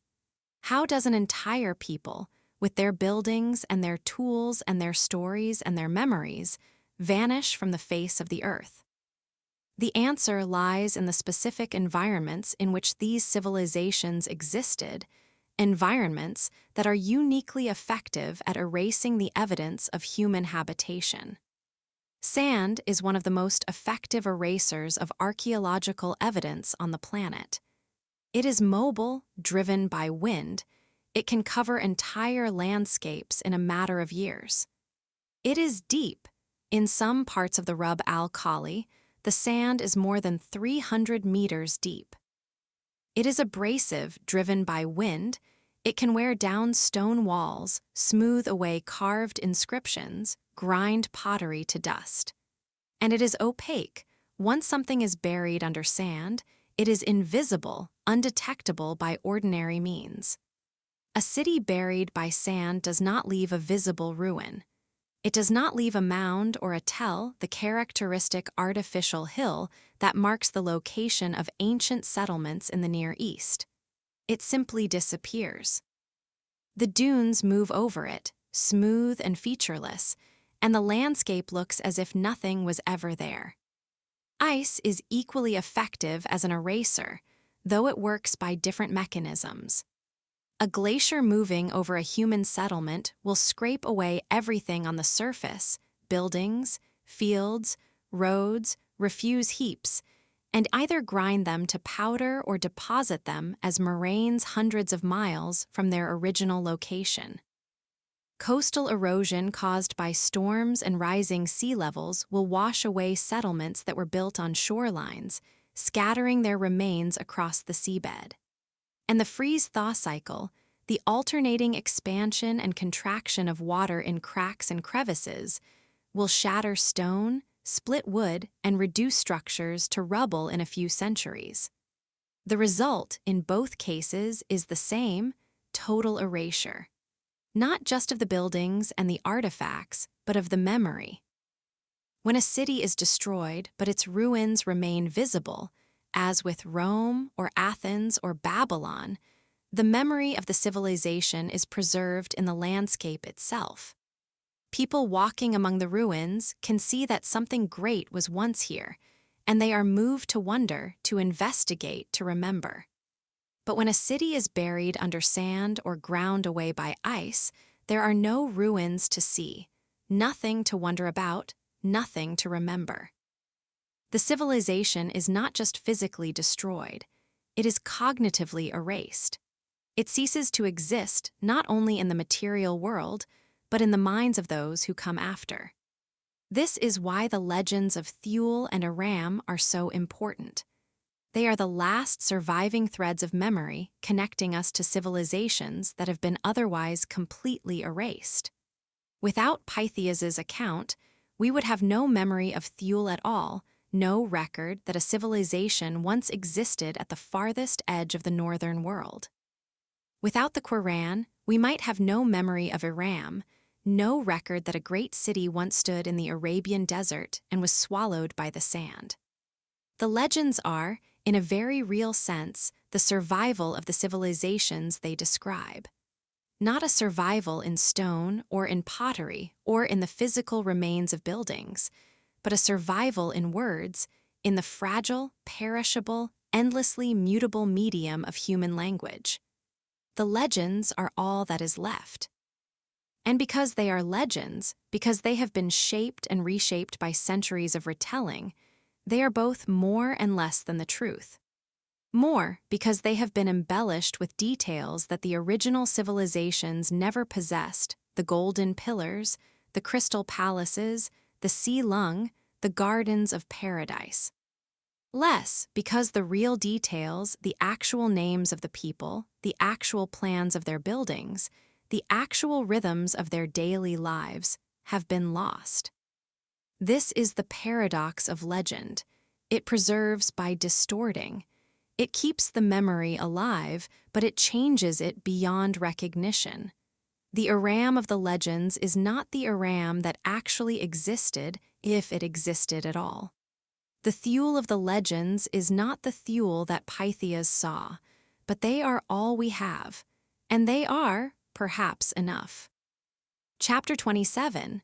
The Universal Flood Destruction Myths Across Cultures. The destruction of Thule and Iram belongs to a much larger category of stories. The destruction myths that appear in virtually every culture on Earth. Nearly every civilization in human history has a story about a great destruction, a flood, a fire, an earthquake, a storm that wiped out a previous civilization and left only a few survivors to rebuild. The biblical flood of Noah, the Mesopotamian flood of Utnapishtim, the Greek flood of Deucalion, the Hindu flood of Manu, the Chinese flood of Gun Yu, these stories span continents, languages, and millennia, and they share a remarkably similar structure. A great civilization becomes corrupt, a catastrophe destroys it, a small remnant survives, and from that remnant a new civilization is born. The universality of flood myths has been a subject of intense scholarly debate.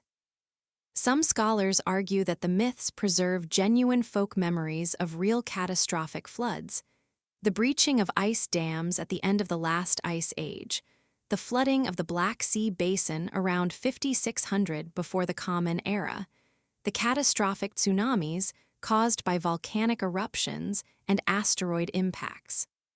Others argue that the myths are psychological rather than historical, that they represent the human psyche's way of processing the experience of loss, change, and upheaval. Still others see them as theological or philosophical constructs, stories designed to make sense of a world in which civilizations rise and fall, in which nothing lasts forever, in which even the greatest human achievements are ultimately impermanent. The Thule and Iram legends fit neatly into this framework. They are not flood myths in the traditional sense. Thule is destroyed by ice and Iram by sand, not by water, but they share the same underlying structure. A great civilization at the edge of the world, a catastrophe that destroys it completely, a memory that survives in legend, warning future generations of the consequences of pride, overreaching, and disrespect for the powers that govern the natural world. What makes the Thule and Iram legends distinctive within this broader tradition is their specificity. They are not generalized stories of a great flood that destroyed all the world. They are stories about specific places, specific peoples, specific moments of destruction. They are anchored in geography, in the frozen north and the burning south. They are anchored in history, in the periods when the trade routes that sustained these civilizations collapsed. And they are anchored in science, in the climatic and geological processes that actually shaped these landscapes. This specificity gives the Thule and Iram legends a power that the more generalized flood myths lack. They feel real in a way that the story of Noah's Ark, for all its emotional resonance, does not. We can point to a place on the map and say, this is where Iram may have stood. We can trace a line across the North Atlantic and say, this is the route that Pytheas sailed to Thule. We can analyze satellite images, drill core samples, carbon date pottery fragments. The legends are not just stories, they are hypotheses, testable against the physical evidence, open to confirmation or refutation. This is what makes the search for Thule and Iram so compelling, not just as an archaeological project, but as a philosophical one. These legends ask us to confront the possibility that the world we live in is built on the ruins of worlds that came before, that beneath our feet, beneath the sand and the ice, there are the remains of civilizations that were once as confident, as powerful, and as seemingly permanent as our own. And they ask us to consider the possibility that our civilization, too, may one day be nothing more than a legend, a story told by future generations about a people who built great things and were destroyed. Chapter 28. Climate change and the lessons of the past, the legends of Thule and Iram, have a peculiar and uncomfortable relevance to the modern world. We are living through a period of climate change that is, in some ways, the reverse of the changes that destroyed these ancient civilizations. The world is warming, not cooling. The ice is retreating, not advancing. The deserts are expanding in some regions and contracting in others, as rainfall patterns shift in response to rising global temperatures. But the underlying lesson is the same. Climate is the foundation on which civilizations are built, and when the foundation shifts, the civilizations built upon it are in danger.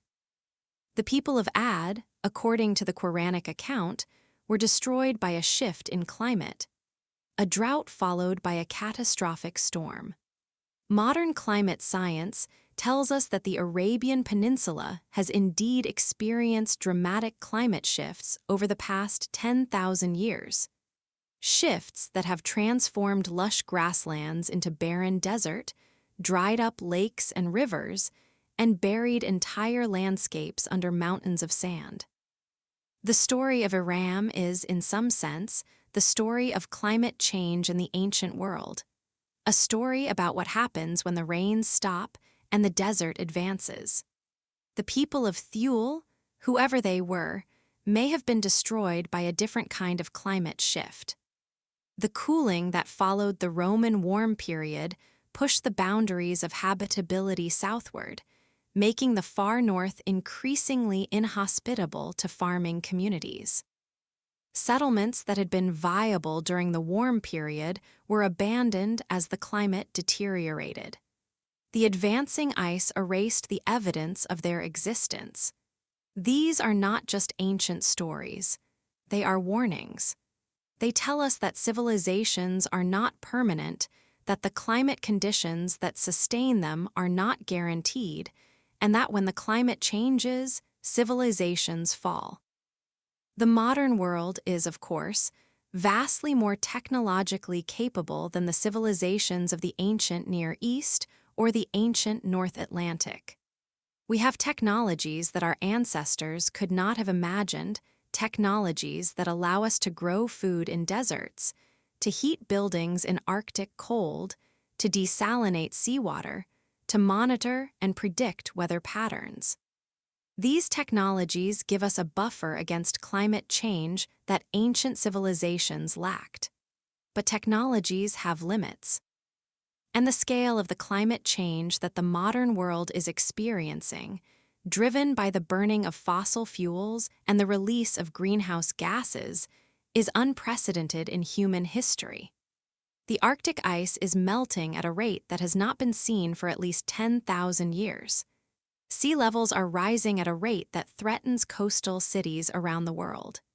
Extreme weather events, droughts, floods, storms, heat waves, are becoming more frequent and more severe.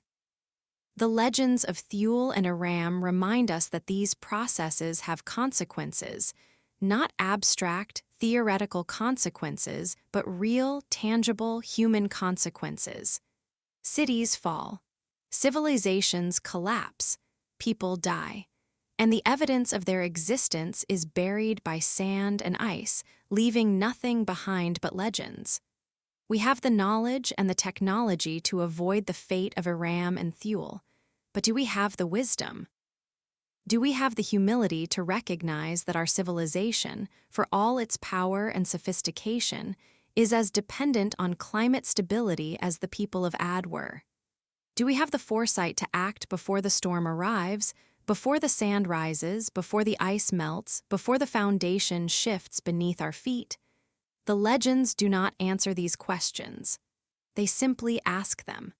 And they wait, patient as sand, patient as ice, for us to respond. Chapter 29. The Geography of Myth, Why the Edges of the World. There is a reason why both Thule and Iram are located at the edges of the world, at the extreme north and the extreme south of the ancient geographical imagination. And understanding that reason tells us something important about how human beings think about the relationship between the known and the unknown, between the center and the periphery, between civilization and wilderness. In every culture, the world is organized around a center, a place that is felt to be the most important, the most civilized, the most fully human. For the ancient Greeks, the center of the world was Delphi, where the omphalos, the navel of the world, marked the spot that Zeus had identified as the exact middle point of the earth. For the ancient Chinese, the center was the Middle Kingdom itself. The Chinese Empire, which considered itself the center of civilization, surrounded by barbarian peoples on all sides. For the medieval Islamic world, the center was Mecca, the holy city, the direction of prayer, the point toward which every Muslim turns 5 times a day. The edges of the world, by contrast, are places of mystery, danger, and transformation. They are where the rules break down, where the familiar gives way to the strange, where the known world dissolves into the unknown. The edges are populated not by ordinary people, but by extraordinary ones, by heroes and monsters, by saints and demons, by civilizations of impossible splendor or impossible horror.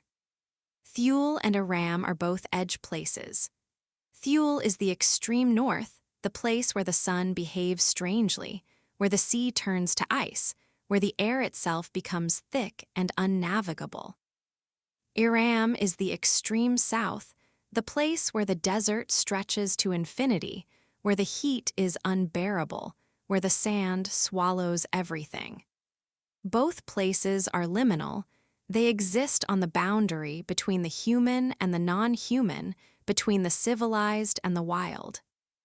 And both places are associated with destruction, because in the ancient imagination, the edges of the world are where the forces of chaos are strongest, where the order that sustains civilization breaks down, where the powers that created the world can also uncreate it. This is not superstition. It is observation, codified into myth. The edges of the habitable world are, in fact, the most dangerous places for human civilizations. The Arctic and the deep desert are the most hostile environments on Earth, the places where the margin for error is smallest, where a slight change in climate or water supply can mean the difference between survival and extinction. Civilizations at the edges are inherently fragile, inherently vulnerable, inherently at risk.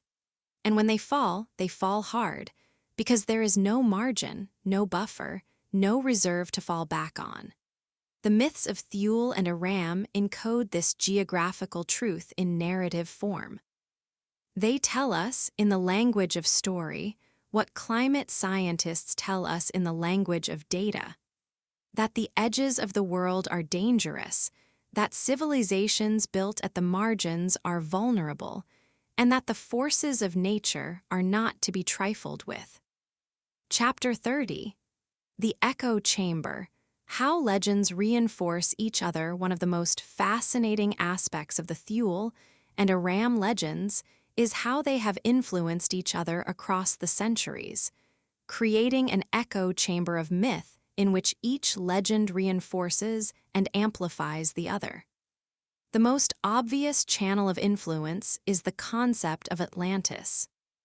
Plato's story of a great island civilization destroyed by divine punishment, told in the dialogues Timaeus and Critias in the 4th century before the Common Era, is the archetype for all subsequent stories of lost civilizations. Atlantis was the template, and both Thule and Iram can be seen as variations on the Atlantean theme, northern and southern versions of the same fundamental story. But the influence goes deeper than mere structural similarity. The legends of Thule and Iram have directly shaped how each other has been interpreted. When European scholars encountered the Iram legend in the medieval period, through translations of Arabic texts and through contact with the Islamic world during the Crusades and the Renaissance, they immediately recognized its similarity to the classical legends of Atlantis and Thule. They mapped the Iram story onto their existing framework of lost civilizations, interpreting it as further evidence that great cities had once existed in the remote regions of the world and had been destroyed by catastrophic events.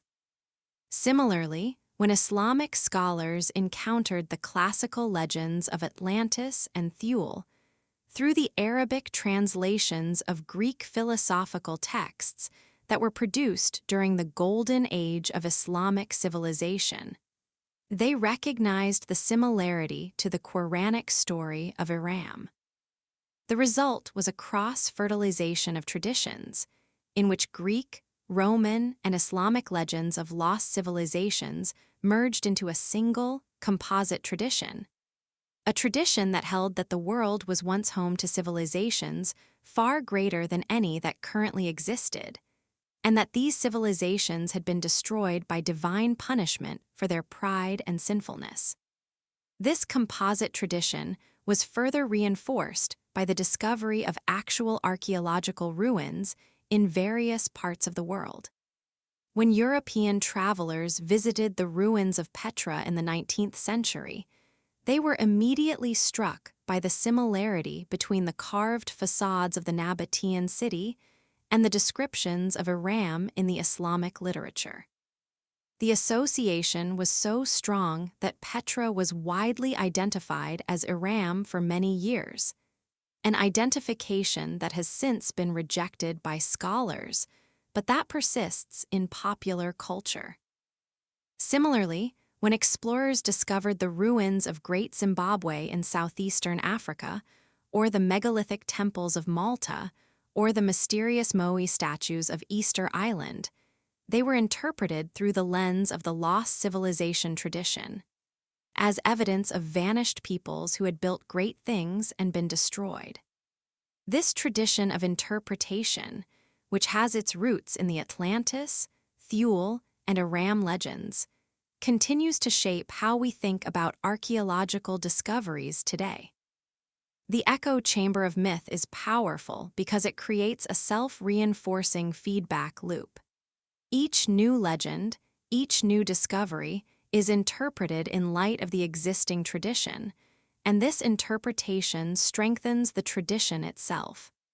The result is a cultural framework, a way of thinking about the past that is remarkably persistent and remarkably resistant to revision. We expect to find lost civilizations because our legends tell us they exist. And when we find ruins, anywhere, we interpret them as confirmation of the legends. This is not entirely unhealthy. The legends of Thule and Iram have motivated centuries of exploration and archaeological research, leading to genuine discoveries and genuine advances in our understanding of the human past. Without the legend of Iram, Clap and Zarins might never have searched the Rub al-Khali, and the settlement at Shisr might never have been excavated. Without the legend of Thule, Pytheas might never have sailed north, and the ancient Greek understanding of the world would have been poorer for it. But the echo chamber also has its dangers. It can lead us to see what we want to see, to interpret ambiguous evidence in light of our expectations, to find lost civilizations where none existed. It can distort our understanding of the past, replacing the complex, messy, ambiguous reality of human history with a neat, dramatic, satisfying narrative of rise and fall, glory and destruction. The challenge for modern scholars is to listen to the echoes without being deafened by them, to take the legends seriously as historical evidence without accepting them uncritically, to use them as guides to the past without letting them dictate what we find there. Chapter 31, The Silence of the Sands, the Silence of the Ice. Let us take a moment to listen to the silence. Stand in the Rub al-Khali, in the deep desert, far from any road or settlement. The silence is absolute. There is no wind, not always, but often enough that the silence becomes oppressive, physical, almost tangible. The sky is enormous. The dunes stretch to the horizon in every direction, smooth and featureless and utterly empty. There is no sound, no bird song, no insect hum, no rustling of leaves, just silence. The silence of a world from which all life has been removed. Now stand on the ice cap of Greenland or on the frozen shore of Svalbard in the deep winter when the sun does not rise. The silence here is different, colder, harder, more absolute. The ice stretches in every direction, white and featureless under the stars. The only sound is the occasional crack and groan of the ice itself, shifting and settling under its own enormous weight. The air is so cold that it hurts to breathe. The darkness is so complete that it seems to have substance, weight, presence. These are the silences that swallowed Thule and Iram. These are the silences that consumed entire civilizations and left nothing behind. There is something terrible about these silences, something that goes beyond mere absence of sound. They are active silences, silences that feel deliberate, as if the landscape is actively suppressing the memory of what was once here. The desert does not merely bury the ruins of Iram. It erases them, smooths them over, makes them as if they never were. The ice does not merely destroy the settlements of Thule, it grinds them to dust, washes them into the sea, scours the land clean. And yet, within these silences, there are whispers. The Bedouin hear them in the desert, the singing of the dunes, the murmur of underground water, the half-imagined voices of the jinn. The Norse heard them in the Arctic, the cracking of the ice, the howling of the wind, the strange, haunting sounds that echoed across the frozen landscape in the long winter nights. These whispers are the last traces of the civilizations that were consumed by the silence.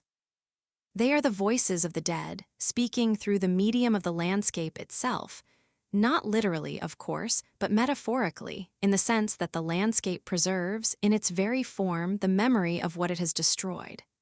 The dunes of the Rub al-Khali are shaped by the same winds that buried Iram. The ice of the Arctic is the same ice that consumed Thule. The silence is not empty, it is full of the ghosts of the past, speaking in a language that we have almost, but not quite, forgotten how to hear. Chapter 32, the final question, what survives? We have traveled far across continents, across millennia, across the boundary between history and legend. We have followed Pytheas into the frozen north and Shaddad into the burning desert.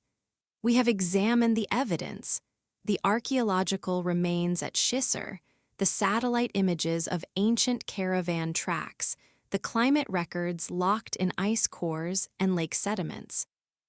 We have traced the literary afterlives of the legends, from Virgil to Lovecraft, from the Quran to the Arabian Nights. We have confronted the dark side of the Thule legend, its appropriation by racial ideologists, and the luminous side of the Iram legend, its transformation by Sufi mystics into a parable of spiritual liberation. And now we must ask the final question: what survives? Not the cities. They are gone, buried under sand, ground away by ice, swallowed by sinkholes, washed into the sea. Whatever physical remains may still exist beneath the surface are fragmentary, scattered, and desperately difficult to reach. Not the people. They are gone too, absorbed into other populations, scattered by migration, killed by famine and disease and the slow, relentless pressure of a changing climate.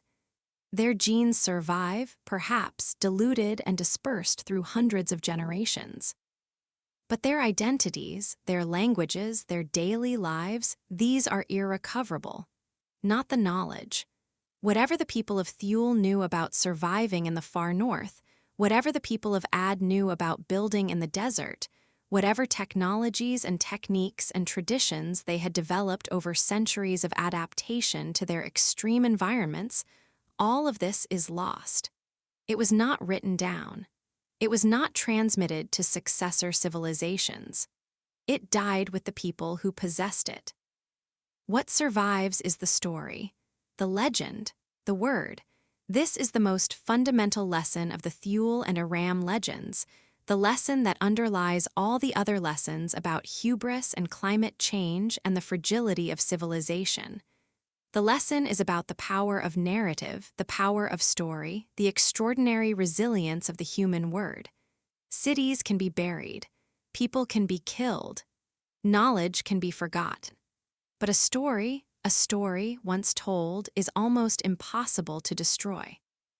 It leaps from mouth to mouth, from generation to generation, from culture to culture, changing shape with every telling but preserving, at its core, the essential truth that first gave it life.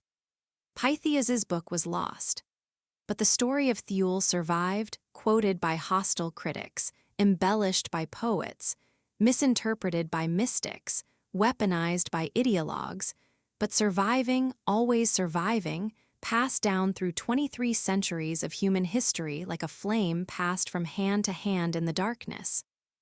The city of Iram was buried by the sand.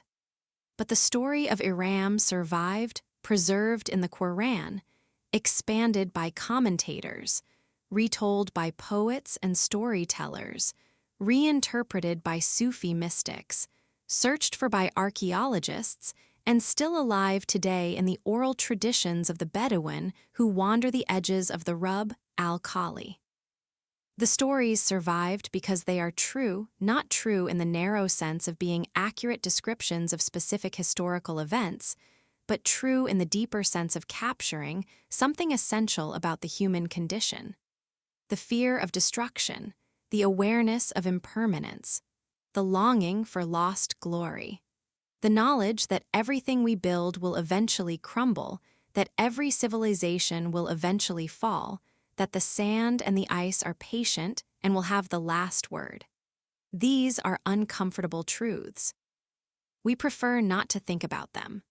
We prefer to believe that our civilizations are permanent, that our buildings will last forever, that our way of life is immune to the forces that destroyed every previous civilization in human history. But the legends of Thule and Iram whisper otherwise. They whisper to us from the frozen north and the burning south, from the edges of the world where the forces of destruction are strongest, and the evidence of their power is most vividly on display. They whisper that we are not exempt from the laws of nature, that our cities are not more permanent than Iram's, that our civilization is not more resilient than Thule's. They whisper that the sand is rising, that the ice is shifting, that the wind is beginning to blow. Chapter 33, Epilogue, the search continues the search for Thule, and Iram is not over. It may never be over. New technologies continue to expand the reach of archaeological exploration. Satellites orbit overhead, their instruments peering through sand and vegetation to reveal the hidden landscapes beneath. Drones carry cameras and sensors into terrain that is too dangerous or too remote for human investigators. DNA analysis recovers genetic information from ancient bones and teeth, tracing the movements and relationships of long-dead populations. Climate models reconstruct the environmental conditions of the past, telling us where rain fell and rivers flowed and crops grew and people lived, thousands of years before the first written records. In the deserts of Arabia, teams of archaeologists are systematically surveying the margins of the Rub al-Khali, recording every settlement, every burial, every rock art panel, every trace of ancient water management. Each discovery adds to the picture, filling in the blank spaces on the map, reconstructing the world that gave rise to the legend of Iram. In the high latitudes of the North Atlantic, other teams are excavating newly revealed sites in Greenland, Iceland, the Faroes, and Scandinavia, looking for evidence of pre-Norse habitation, tracing the movements of ancient peoples across the northern seas, reconstructing the climate conditions that would have made settlement possible or impossible in the far north. Every year, the picture becomes a little clearer. Every year, we know a little more about the ancient world and the people who inhabited it. And every year, the legends of Thule and Iram become a little more real, not in the sense that the golden pillars and crystal palaces are confirmed, but in the sense that the underlying realities they describe, the trade networks, the climate shifts, the catastrophic destructions, are increasingly supported by physical evidence. Perhaps one day, a satellite image will reveal the outline of a great city beneath the sands of the empty quarter. A city of pillars and temples, perfectly preserved in the dry desert air, waiting to be excavated. Perhaps one day, a retreating glacier in the North Atlantic will uncover the remains of a settlement that matches Pytheas's description of Thule, stone foundations, storage pits, the remains of grain and honeycomb, proof that people once lived and farmed at the very edge of the habitable world. Perhaps, or perhaps not. Perhaps the legends will always remain what they are: stories, not histories. Echoes, not voices. Shadows, not substance. But even if the physical remains are never found, even if Thule and Iram remain forever in the realm of legend, the stories themselves are enough. They tell us who we are. They tell us what we fear. They tell us what we long for. They remind us in the most vivid and memorable way possible that the world is vast and old and full of secrets, that civilizations have risen and fallen before ours, and that the forces that shape the past will shape the future. The sand is patient. The ice is patient. The legends are patient. They have waited for centuries. They will wait for centuries more. And somewhere beneath the dunes of the empty quarter, or beneath the ice of the North Atlantic, or in the pages of a book that has not yet been written, the lost worlds of Thule and Iram are waiting to be found. The wind blows across the empty quarter, shifting the dunes by a grain, by 1,000 grains, by 1,000,000 grains. Somewhere beneath, the pillars of Iram stand in the darkness, still and silent, draped in the weight of centuries. The ice creaks and groans on the northern sea, drifting south in the slow current. Somewhere beneath the waves, or on a shore that has long since crumbled into the ocean, the stones of Thule lie scattered, worn smooth by time and water. The legends endure. The search continues. The silence waits. 2 worlds destroyed by catastrophe. 2 memories preserved by the stubborn, indomitable human refusal to forget. Thule, Iram of the pillars, lost but not gone, buried but not dead. Silent but still speaking to anyone with the patience, the courage, and the humility to listen.